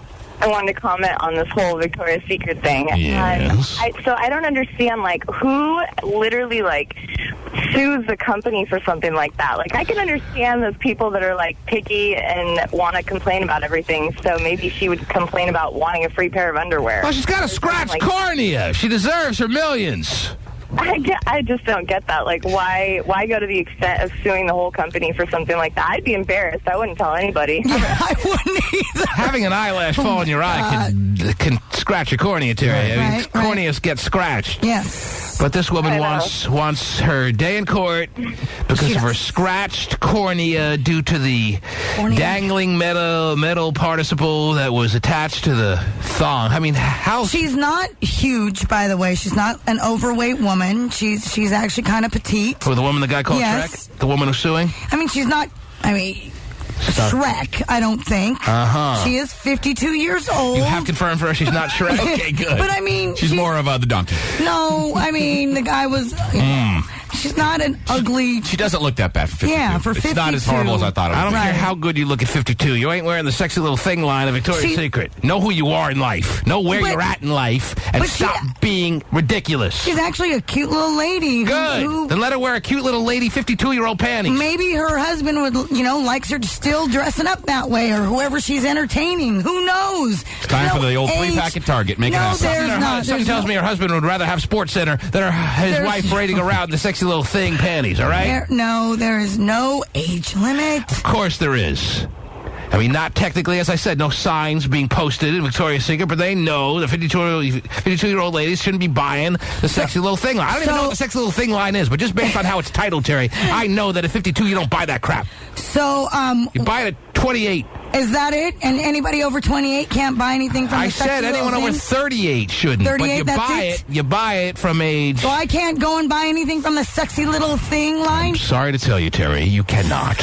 Really? That's right. Now, bummer. Just to spite me today. Why is she 50, whatever, trying to buy underwear with little metal things on it? That's what I don't get. I have a picture of the little outfit. Did we ever truly decipher what this metal thing is that flew in her face? I still don't know. It's like it held on. It held on like part of the decoration or whatever. You should see a picture of the underwear she was trying. Yeah. Oh man, she was going to be cute. It's a decorative part of the display. It's a decorative part on the underwear. I mean, it held together like. But it's not. It's not a part of the underwear that you keep once you buy it and then put it on to go to work, right? Well, it has to or keep. Is it? Yeah. No, it's decorative, so it stays on. It stays on. It is truly a part of the underwear. Yes. Yes. Wasn't a part of the packaging. No.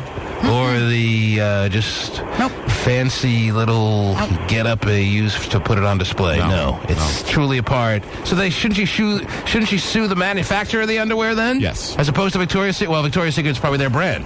Right. It's probably their underwear. Oh, that could be it. Yeah. They are the manufacturer. We'd be good lawyers.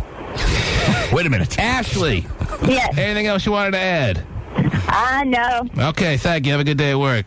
Thanks. Take care, baby. She manages two, so she's a baller. That's right. She has to go from one to the other. That's right. How's everything going here? You know where the on buttons are? Okay, I'm out of here.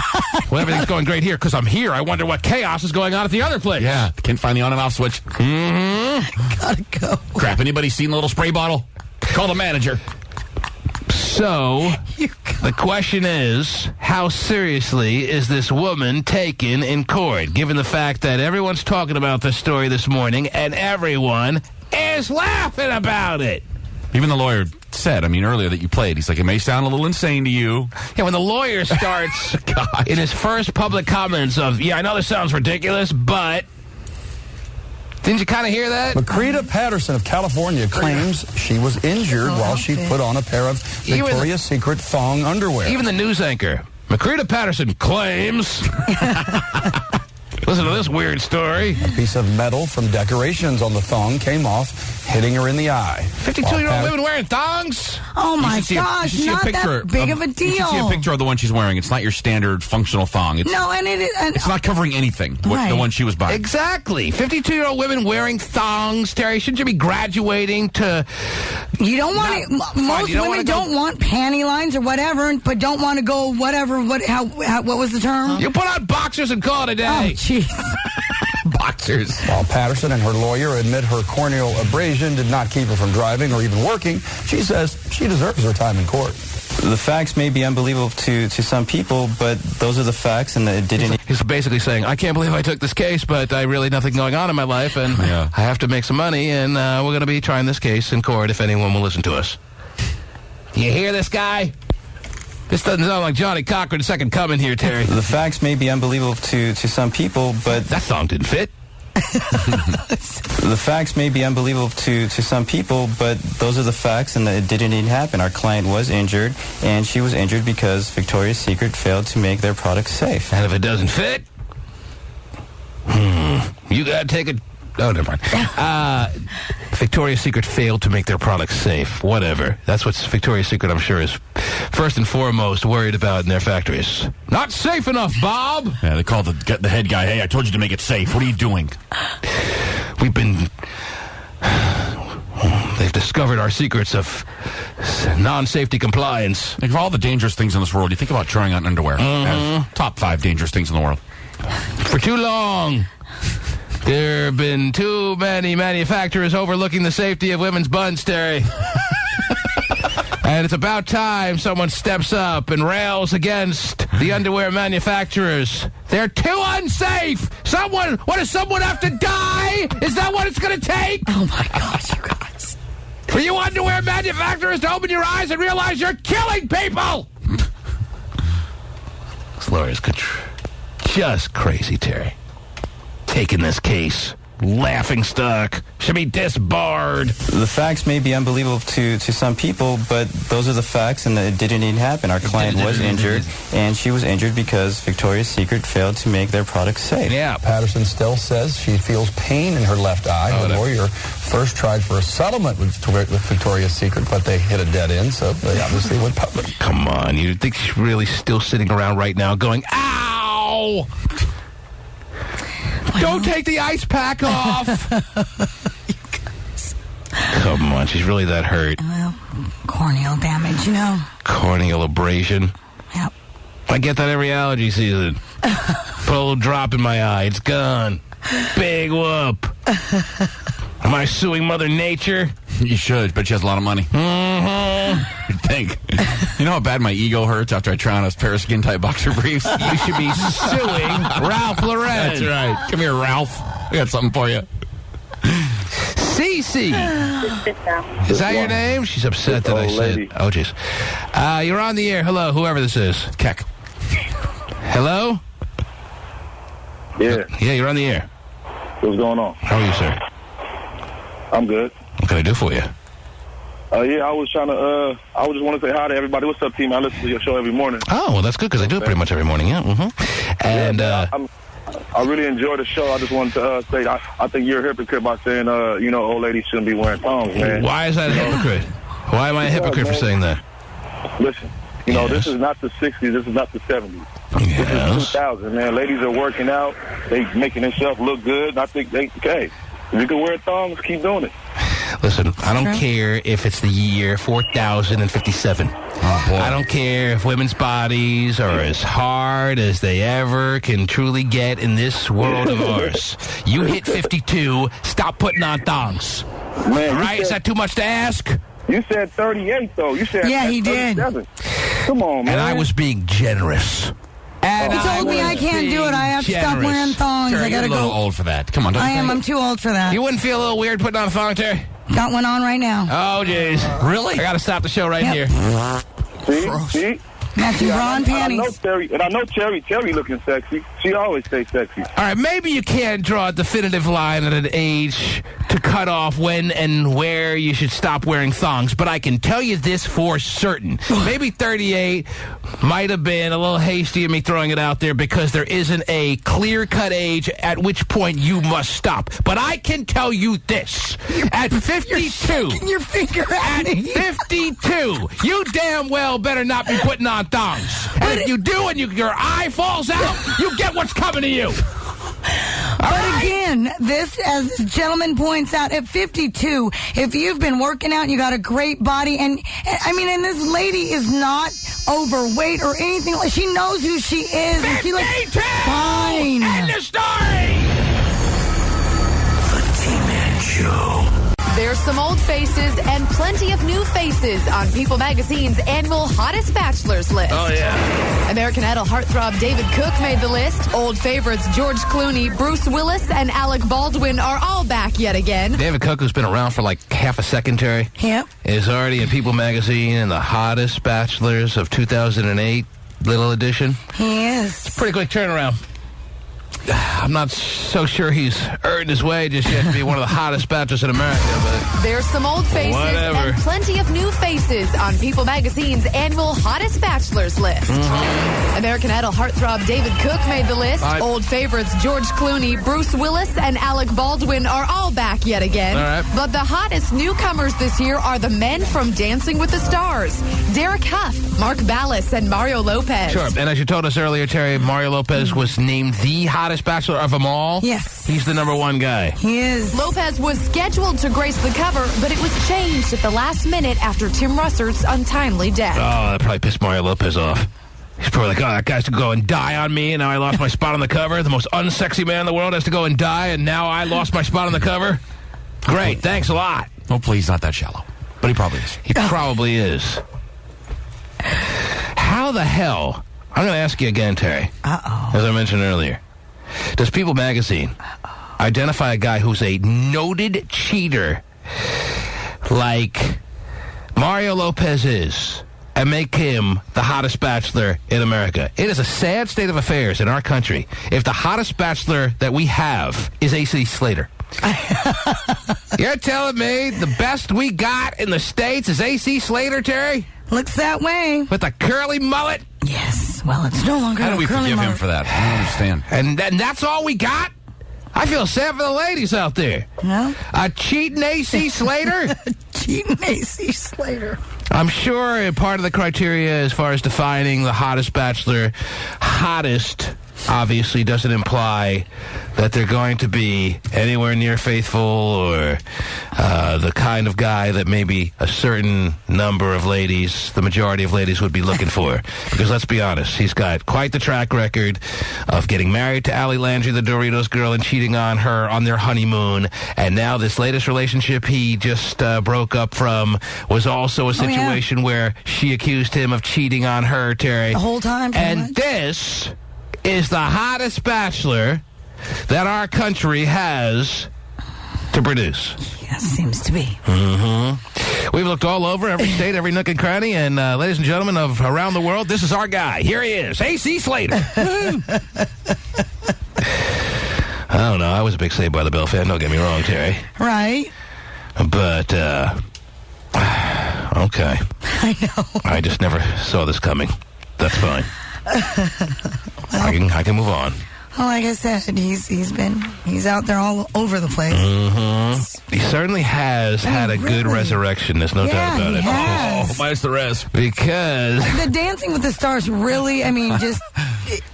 Dancing with the Stars made him right now shoot back into the spotlight of pop culture. Yes, I see. He was always working though. He had that stupid show where he rode the bicycle as a cop.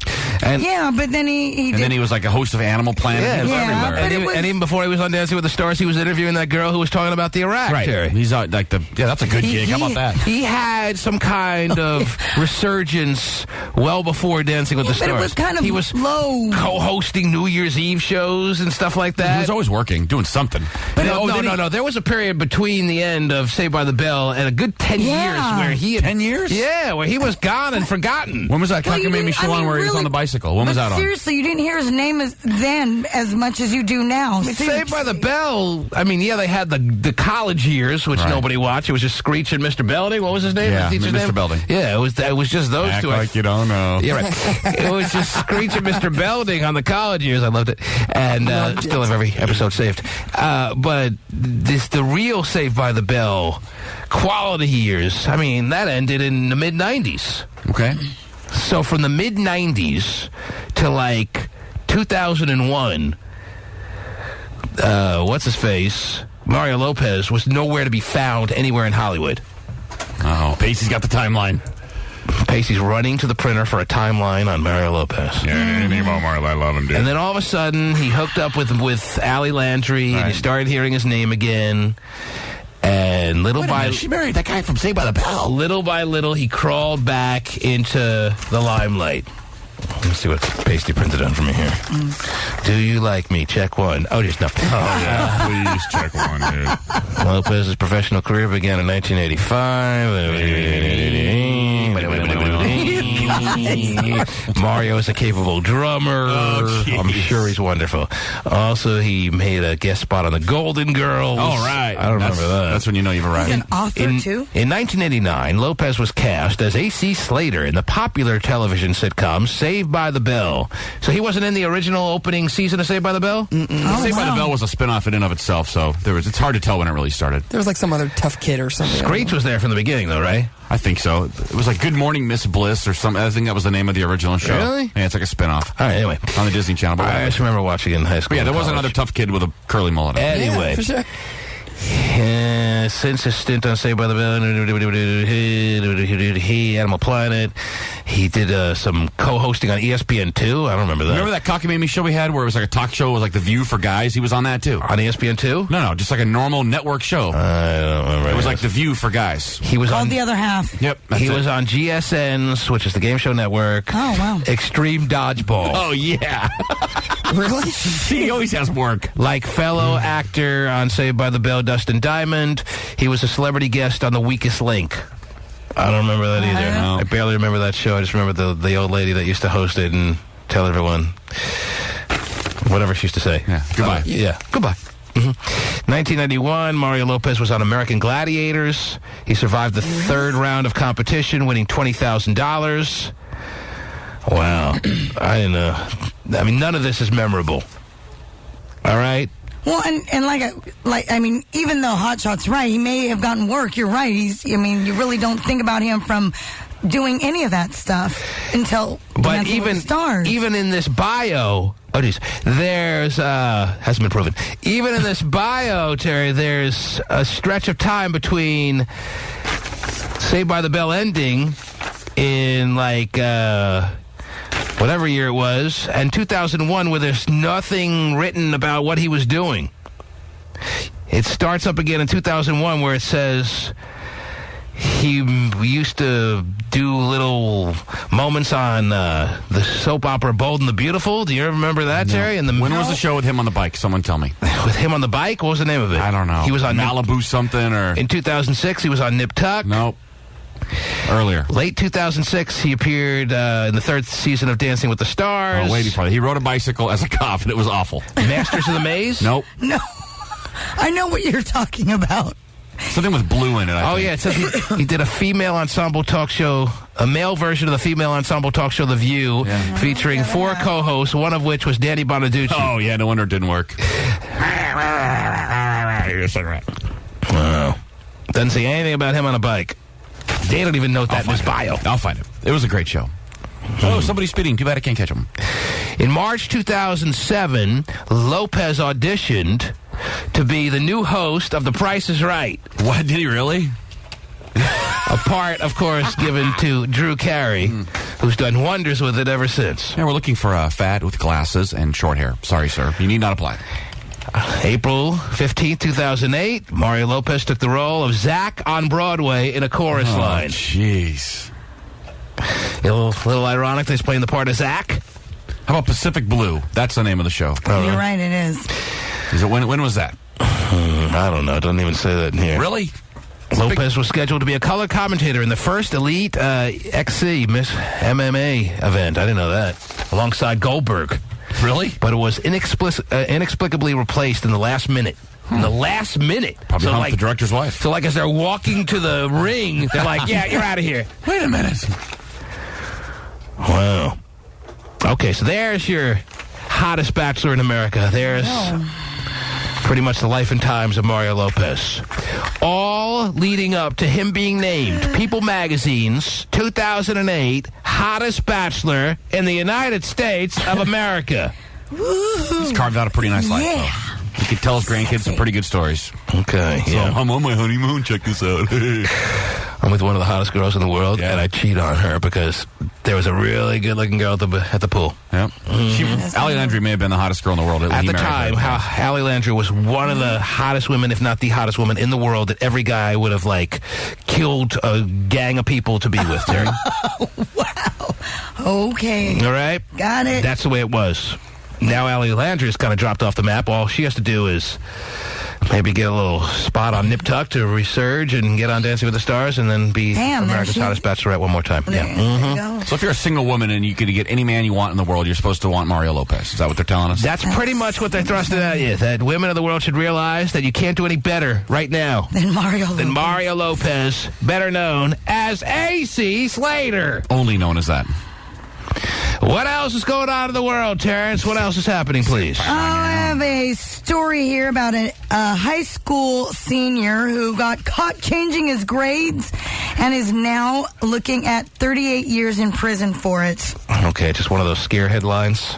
Because technically they could make it seem like they're gonna slap 38 years of a prison term on him when obviously he ain't doing 38 years, he ain't doing a year, he ain't doing any time, even if convicted, Terry, of the crime of changing grades on his transcript. He's been charged with 69 counts of altering and stealing public records, computer fraud, burglary, identity theft, there's no way, stolen property, and conspiracy. They will riot in the streets if they were to slap a 38-year jail sentence on any kid who just changes grades on a computer, Terry. I'm just giving you the story. Mm-hmm. He's being held on $50,000 bail. Like I said, if he's convicted. They want people like you, Terry, who are the gatekeepers of all the stories that make it on the airwaves, to go with that story so that high schoolers who are on the fence as to whether they'll graduate or not around this time of final season, actually finals pretty much over and school is out, but pretty much, to make sure they don't go about changing their grades. Yeah. Because you'll get 38 years. Yeah, but I'll get an A, so I'm in. What else? What else is happening? I have a story here about a woman who was on a flight. She decided to light up a cigarette, and when the flight attendant asked her to put it out, she decided to put it on the VJ. No. Oh.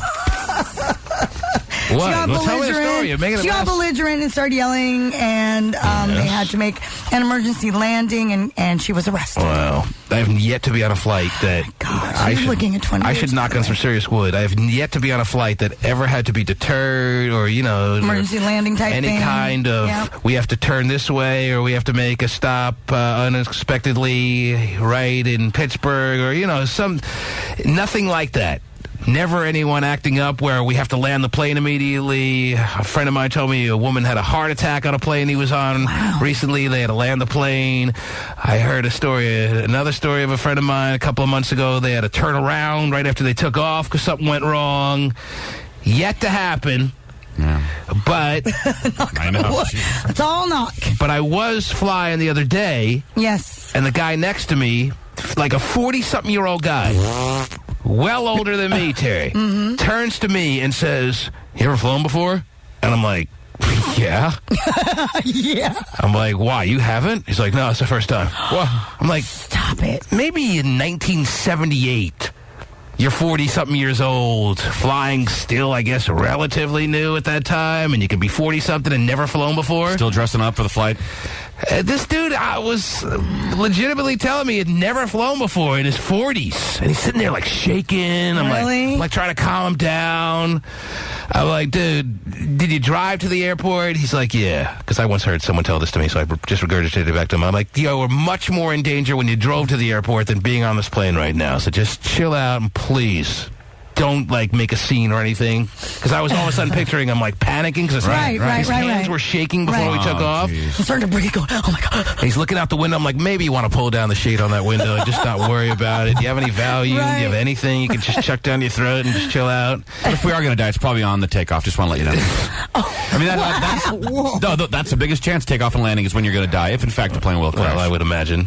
Yeah. You don't just die. It doesn't happen in midair. In midair, yeah. Right. So the takeoff and landing, very, very dangerous. So that's what you think. Fuselage gets split in half. I was thinking my streak may come to an end. Right.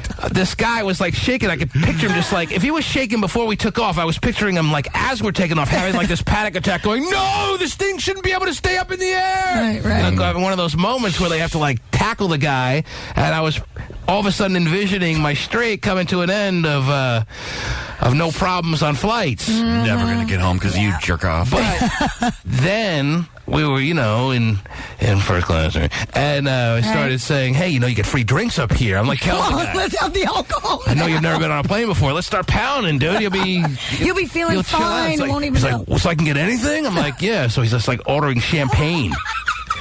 And then he spilled it on me, which is fine as long as he doesn't ban it. As long as the plane didn't have to get, rerouted or anything. Dump whatever you want on me, Chief. Right. Yeah, don't act up. Let's just get there. Free drinks for a $4,000 plane ticket. What a deal. But have you heard of such a thing of anyone, anywhere? I've never been on a plane either where it had to be rerouted or no, but do you know any 40-something-year-old person? I don't care what little financial state they're in or whatever the case may be. Everyone's been on a plane in their 40s. I would think so. And why all of a sudden do you start then? If you've gone to age mid-40s of never being on a plane, why then would you? Actually, I asked him that question, and he told me he was flying for work. He was going to be a chef on a boat or something. Oh, yeah. Cool. Like, you worried about the plane? You're going to be out at sea for 3 weeks? And the boat gave me first class. People you don't even know? They get drunk at night and just decide to sacrifice you for fun? Wow. People do die on cruise ships all the time. Sorry. Yeah, and they never let you know that. This was like a little fishing boat he was going out on. He was going to be the chef for, like salmon fishermen. Oh, okay. Oh. Like the Bering Sea kind of fishermen? Something like that, yeah. I don't know. I don't know what people like that do, but he was trying to explain it to me, and I was like, I guess, kind of listening. Well, if they have a chef, it's not that dangerous of a boat. Yeah, it was a big enough boat where they could be out at sea for 3 weeks salmon fishing. Right. It's not that dangerous. He's probably out there right now. I hope he's doing well. Yeah. Because he was a nice guy, Terry. Mm-hmm. But I just couldn't believe he was telling me the truth at first. He'd never flown. Yeah. 15-foot swells of water coming over the boat, no problem. But ooh, a little plane. Ooh, take it off. I mean, hands just like this. Really? Yeah. Oh, that would have freaked me out just having him sit there. I'm like, dude, I've had a tough week. Come on. I know. All right. Anyway, so when they tried to restrain her as well, she hit one of the flight attendants, and so... Oh, is that right? Yeah. So, like I said, she's... It's always good to slug a flight attendant. Yeah, it's probably not. Always a good move, and... oh, man. Usually won't cause any problems as far as the flight's concerned. Yeah, so she... cold cock a flight attendant. Mm-hmm. Should have cold-cocked the guy next to you. Just knock him out. Well, I was doing the best I could by telling him about and then he got a little loopy with all the champagne he was drinking, then started spilling it on me. So that could be almost worse, getting him loopy. Well, I just... needed something. That was the best I could think of at the time. Put him in the sleeper hold? Didn't dawn on you? It dawned on me, but... After that, I would have had a cold cock a flight attendant, and then I would be the one causing the plane to have to come down. But anyway. Don't disturb my friend. He's dead tired. I think the champagne actually did help him. Good. Through the situation. Relax a little bit. Good. Alcohol helps most people. Kids. I don't know about dudes drinking champagne on planes alone, but that's all right. A little fruity, yes. It is a little fruity. That's what I was thinking, too. But I had my red wine. That was cool. very man. Wow. Love it when you bring that. I'm not drinking Merlot. That's right. I will take a Cabernet, though.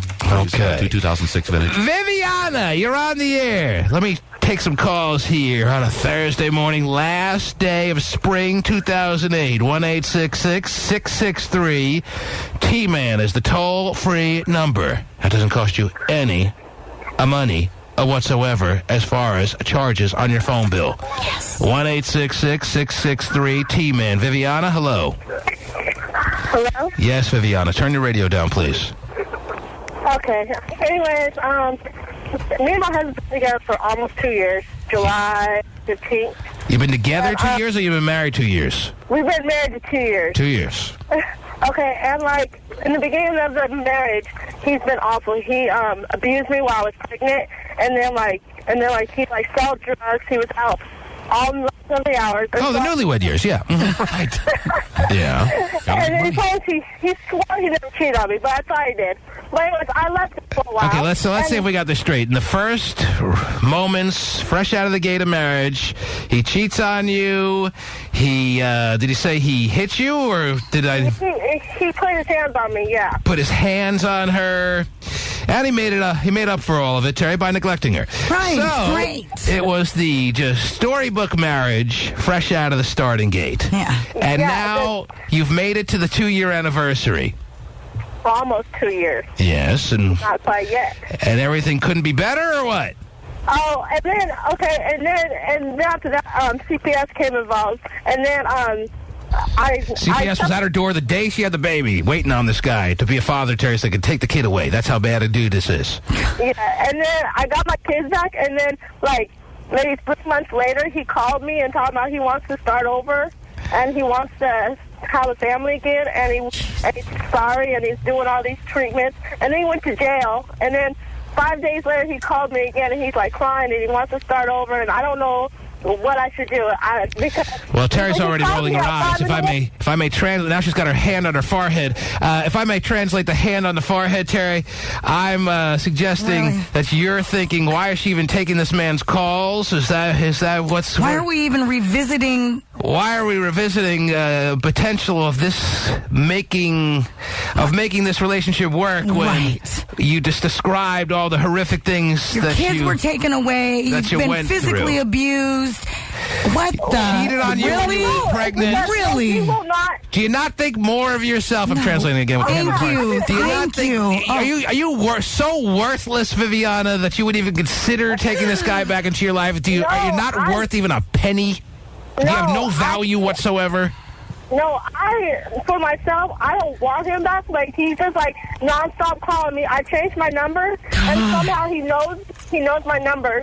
And then he's That's getting scary too, by the way. He knows where I stay, and I never told him where I stay. I swear to God. And then he's like, this is for our kids. You can't take the kids away from me. And look into it. So he's telling me if I don't get back with them, he's gonna take the kids away. And somehow like that, and I'm just call 911, call the police, get them involved, get a restraining. I'm so serious because it's scary. Your kids have already been taken away because of the situation.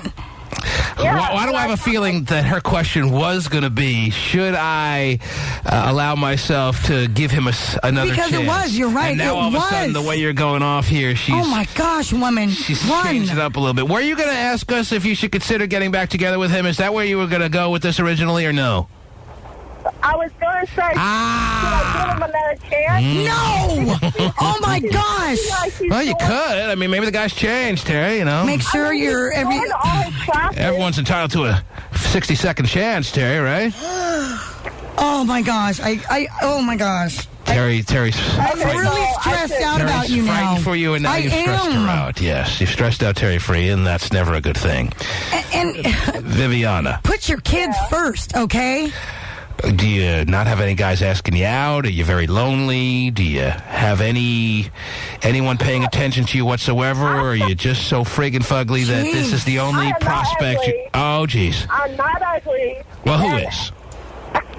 I'm not ugly, but I just don't want him to cause any more drama. Oh, so this is the way. So bring him back in, and he'll calm down as soon as we don't. This is her strategy to eliminate the drama, Terry. To let him back in her world, so he doesn't cause this exterior drama. Viviana, that doesn't sound like... I wanted a second opinion, so... Yeah, that kind of philosophy doesn't really make a lot of sense, that you're, in order to eliminate the drama, you're going to start becoming boyfriend and girlfriend again and starting up from square one. It doesn't seem to really work. Okay, well, I just wanted to tell you, because I was going to tell him no because I couldn't handle it, but he said I would be a horrible person if I did, so I wanted to ask you, and if you said no, then I would have booked it off anyways. No, it doesn't make you a horrible person to say, hey, I've been there, I've seen this movie before, I know where it goes, I know how it ends, and I ain't getting back involved in it. No. Okay. Keep your family safe. Keep yourself safe, please. Terry, I think is suggesting as minimal contact with this guy as reasonably possible. Even I'm going to need have a restraining order. Getting a restraining order. She went from, should I take him back to, I'm getting a restraining order. All right, those were the two options. Yeah, we say go restraining order. Yeah. Yeah, I just put a restraining order on him, and so he can't contact me. Don't take his calls. So you just put a restraining order on him, but now you were considering giving him a second chance? Well, because he kept on bouncing me, and I called the cop on him. He went to jail. He came back, called me. He went back to jail. Yeah. So I'm like, you know what? I don't want to be with you. So she believes that jail rehabilitates people, Terry, and she's wondering whether the guy can turn over a new leaf and she should give him another try. And the answer is no in your mind? Just keep calling 911 and utilize that restraining order, honey. I'm not on Aren't you being a little overdone, Terry? No. You don't believe anyone should be forgiven? Anyone could change? I think he's a little psychotic now. I mean, yeah, she's running the risk of getting shanked in the neck and be left for dead in the gutter. But yeah, sure she is. You got to take a chance in this world. Right. It's a minor risk. All right, well... All right, Viviana, you heard Terry's advice. Be smart, please. You guys are smart. Come on, they'll be having cocktails by 5 p.m. tonight, Terry. Don't tell me that. Yes, they will. Good luck, Viviana. All right, Viviana, take care. Good luck. Let me beat my head. A party limo Kevin's on the line today. Yay, Kevin! He says he's been working very diligently. Wow. He's been working extremely hard on his T-Man impersonation and wants to share his newfound improvements of his T-Man impersonation with us now. Hey, T-Man. Kevin, I usually don't put people on that just want to do a T-Man impersonation because it's usually a waste of time. No one could capture the essence of the T-Man, but... Oh, jeez. But...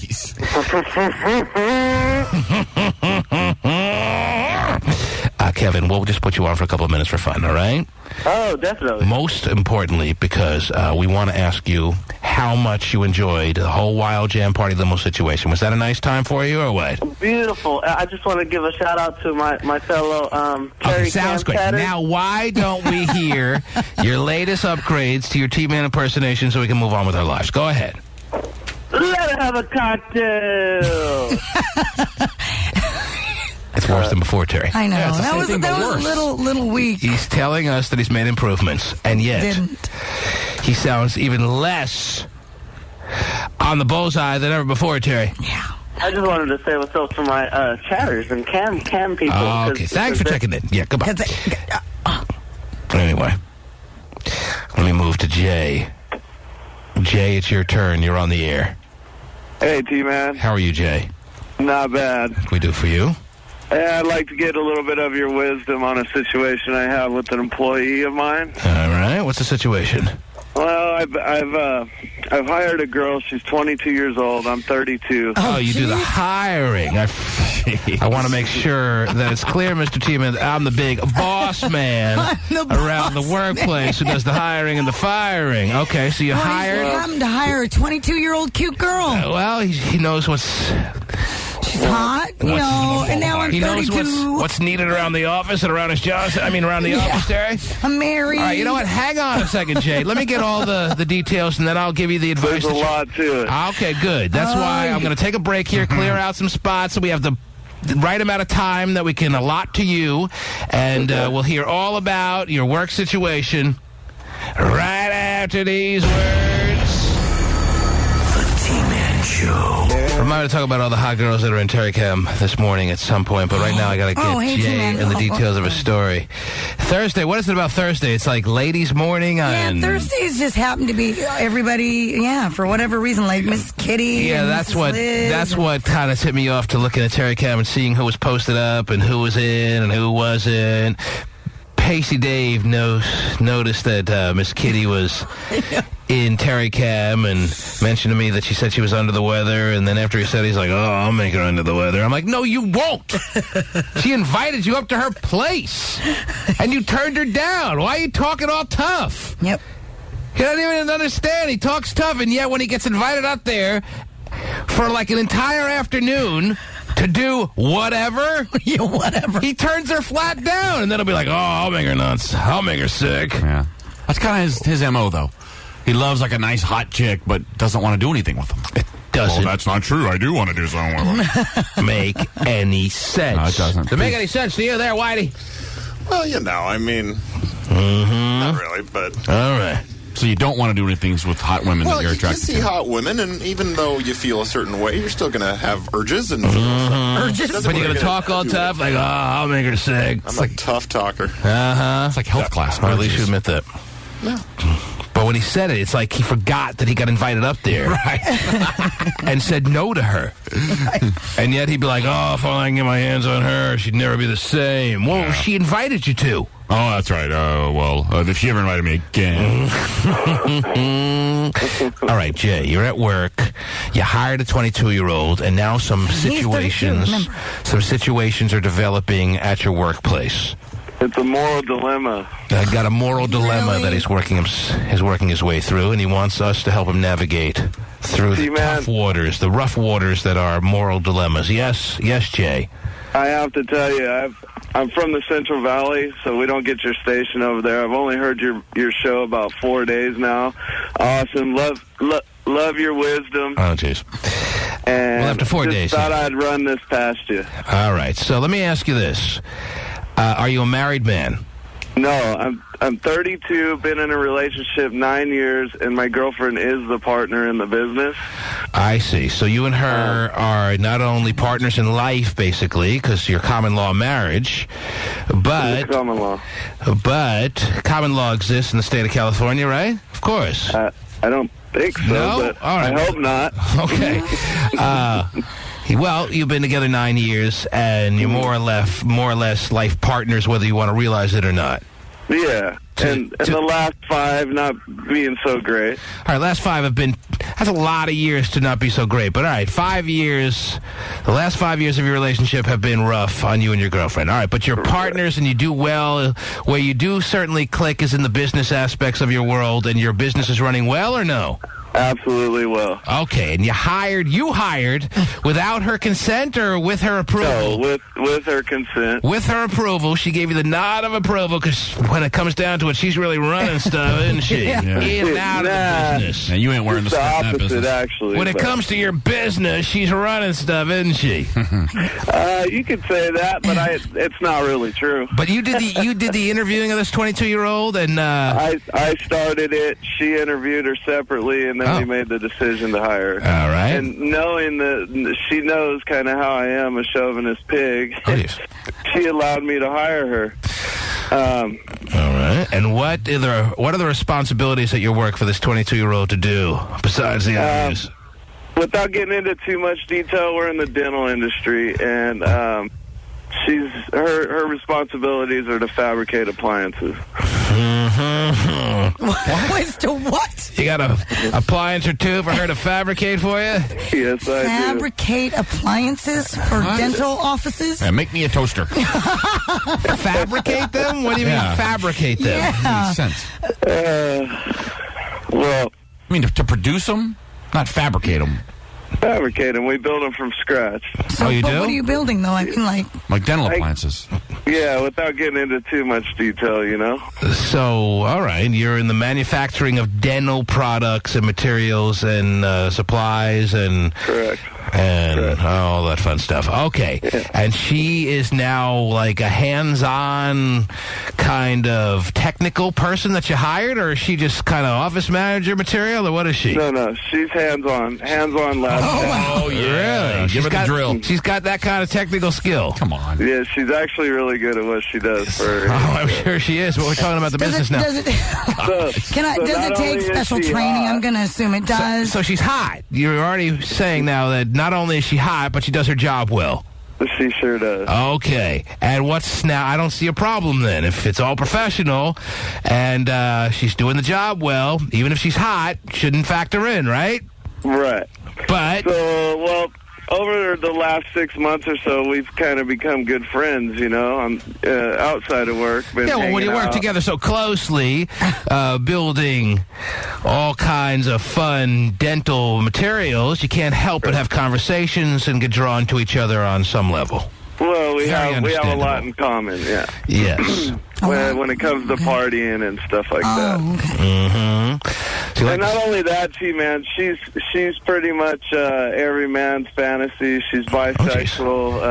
Wow, that's pretty serious. Yeah. Every man's fantasy is really bisexual. She bangs some hot chicks. And she likes to smoke some weed with you on the job when you're... Off the job. Off the job. When the clock has been punched and your office hours are over, I understand. The clock of the clown. Okay. That's right. Well, the beautiful world of text messaging, she is, lately, after we become friends, she's let me know that, you know, she wants to take it a little further than that. She knows you're married, and after Not married. She knows you're involved, and even though she has, I'm sure, some level of respect for your girlfriend, she doesn't care to the point where she is too in deep with you now. She has to do something with you. Well, that's what she's saying over the text messages, yeah. Well, can you give me an example of one text message that would make it clear to you that she is now a girl who you work with who is truly about it? She is ready for you to take her down. What did she write to you recently that made that very abundantly clear? Well, without saying anything on the air. Oh, what do you mean by that? Yeah, what'd she write to you, yes? What? Give me an idea. Give me an idea of some of the messages she sent recently that made it clear to you. Picture me sucking your blank. He said blank. He said blank. What does she mean by that? Mm-hmm. Going to be more specific. Okay. And you write back. When she writes those kinds of very clear messages, you respond how? Knock, knock, knock. I picture it right now. That'd be tough to turn down if a hot girl says that to you. Well, do you ignore them? Do you write back? Do you tell her I respond. Do you write to her just let's just wait for the right time and we'll absolutely make this happen? That's exactly what I've said. We could do everything but intercourse for now, and when it happens, it happens. But so what have you done with her so far? I've just messed around with her.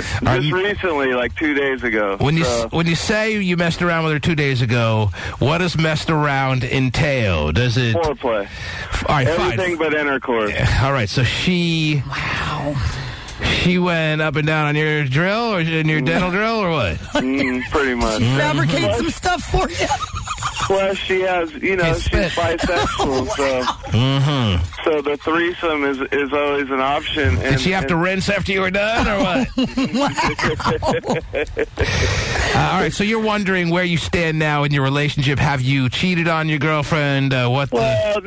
My question to you was, because I heard you talking yesterday about when the iron's hot, take it. You got to strike with the iron's hot. I'm glad you were listening. Yeah, that is true. I don't know if that necessarily applied to you, but that is something I said, yes. Struck. Well, I know what Tari's going to say. I mean, I was talking, right. You got to remember, I was talking to a 23-year-old at the time yesterday. I was talking to a guy who's been in a relationship for not 9 years, but less than 1 year.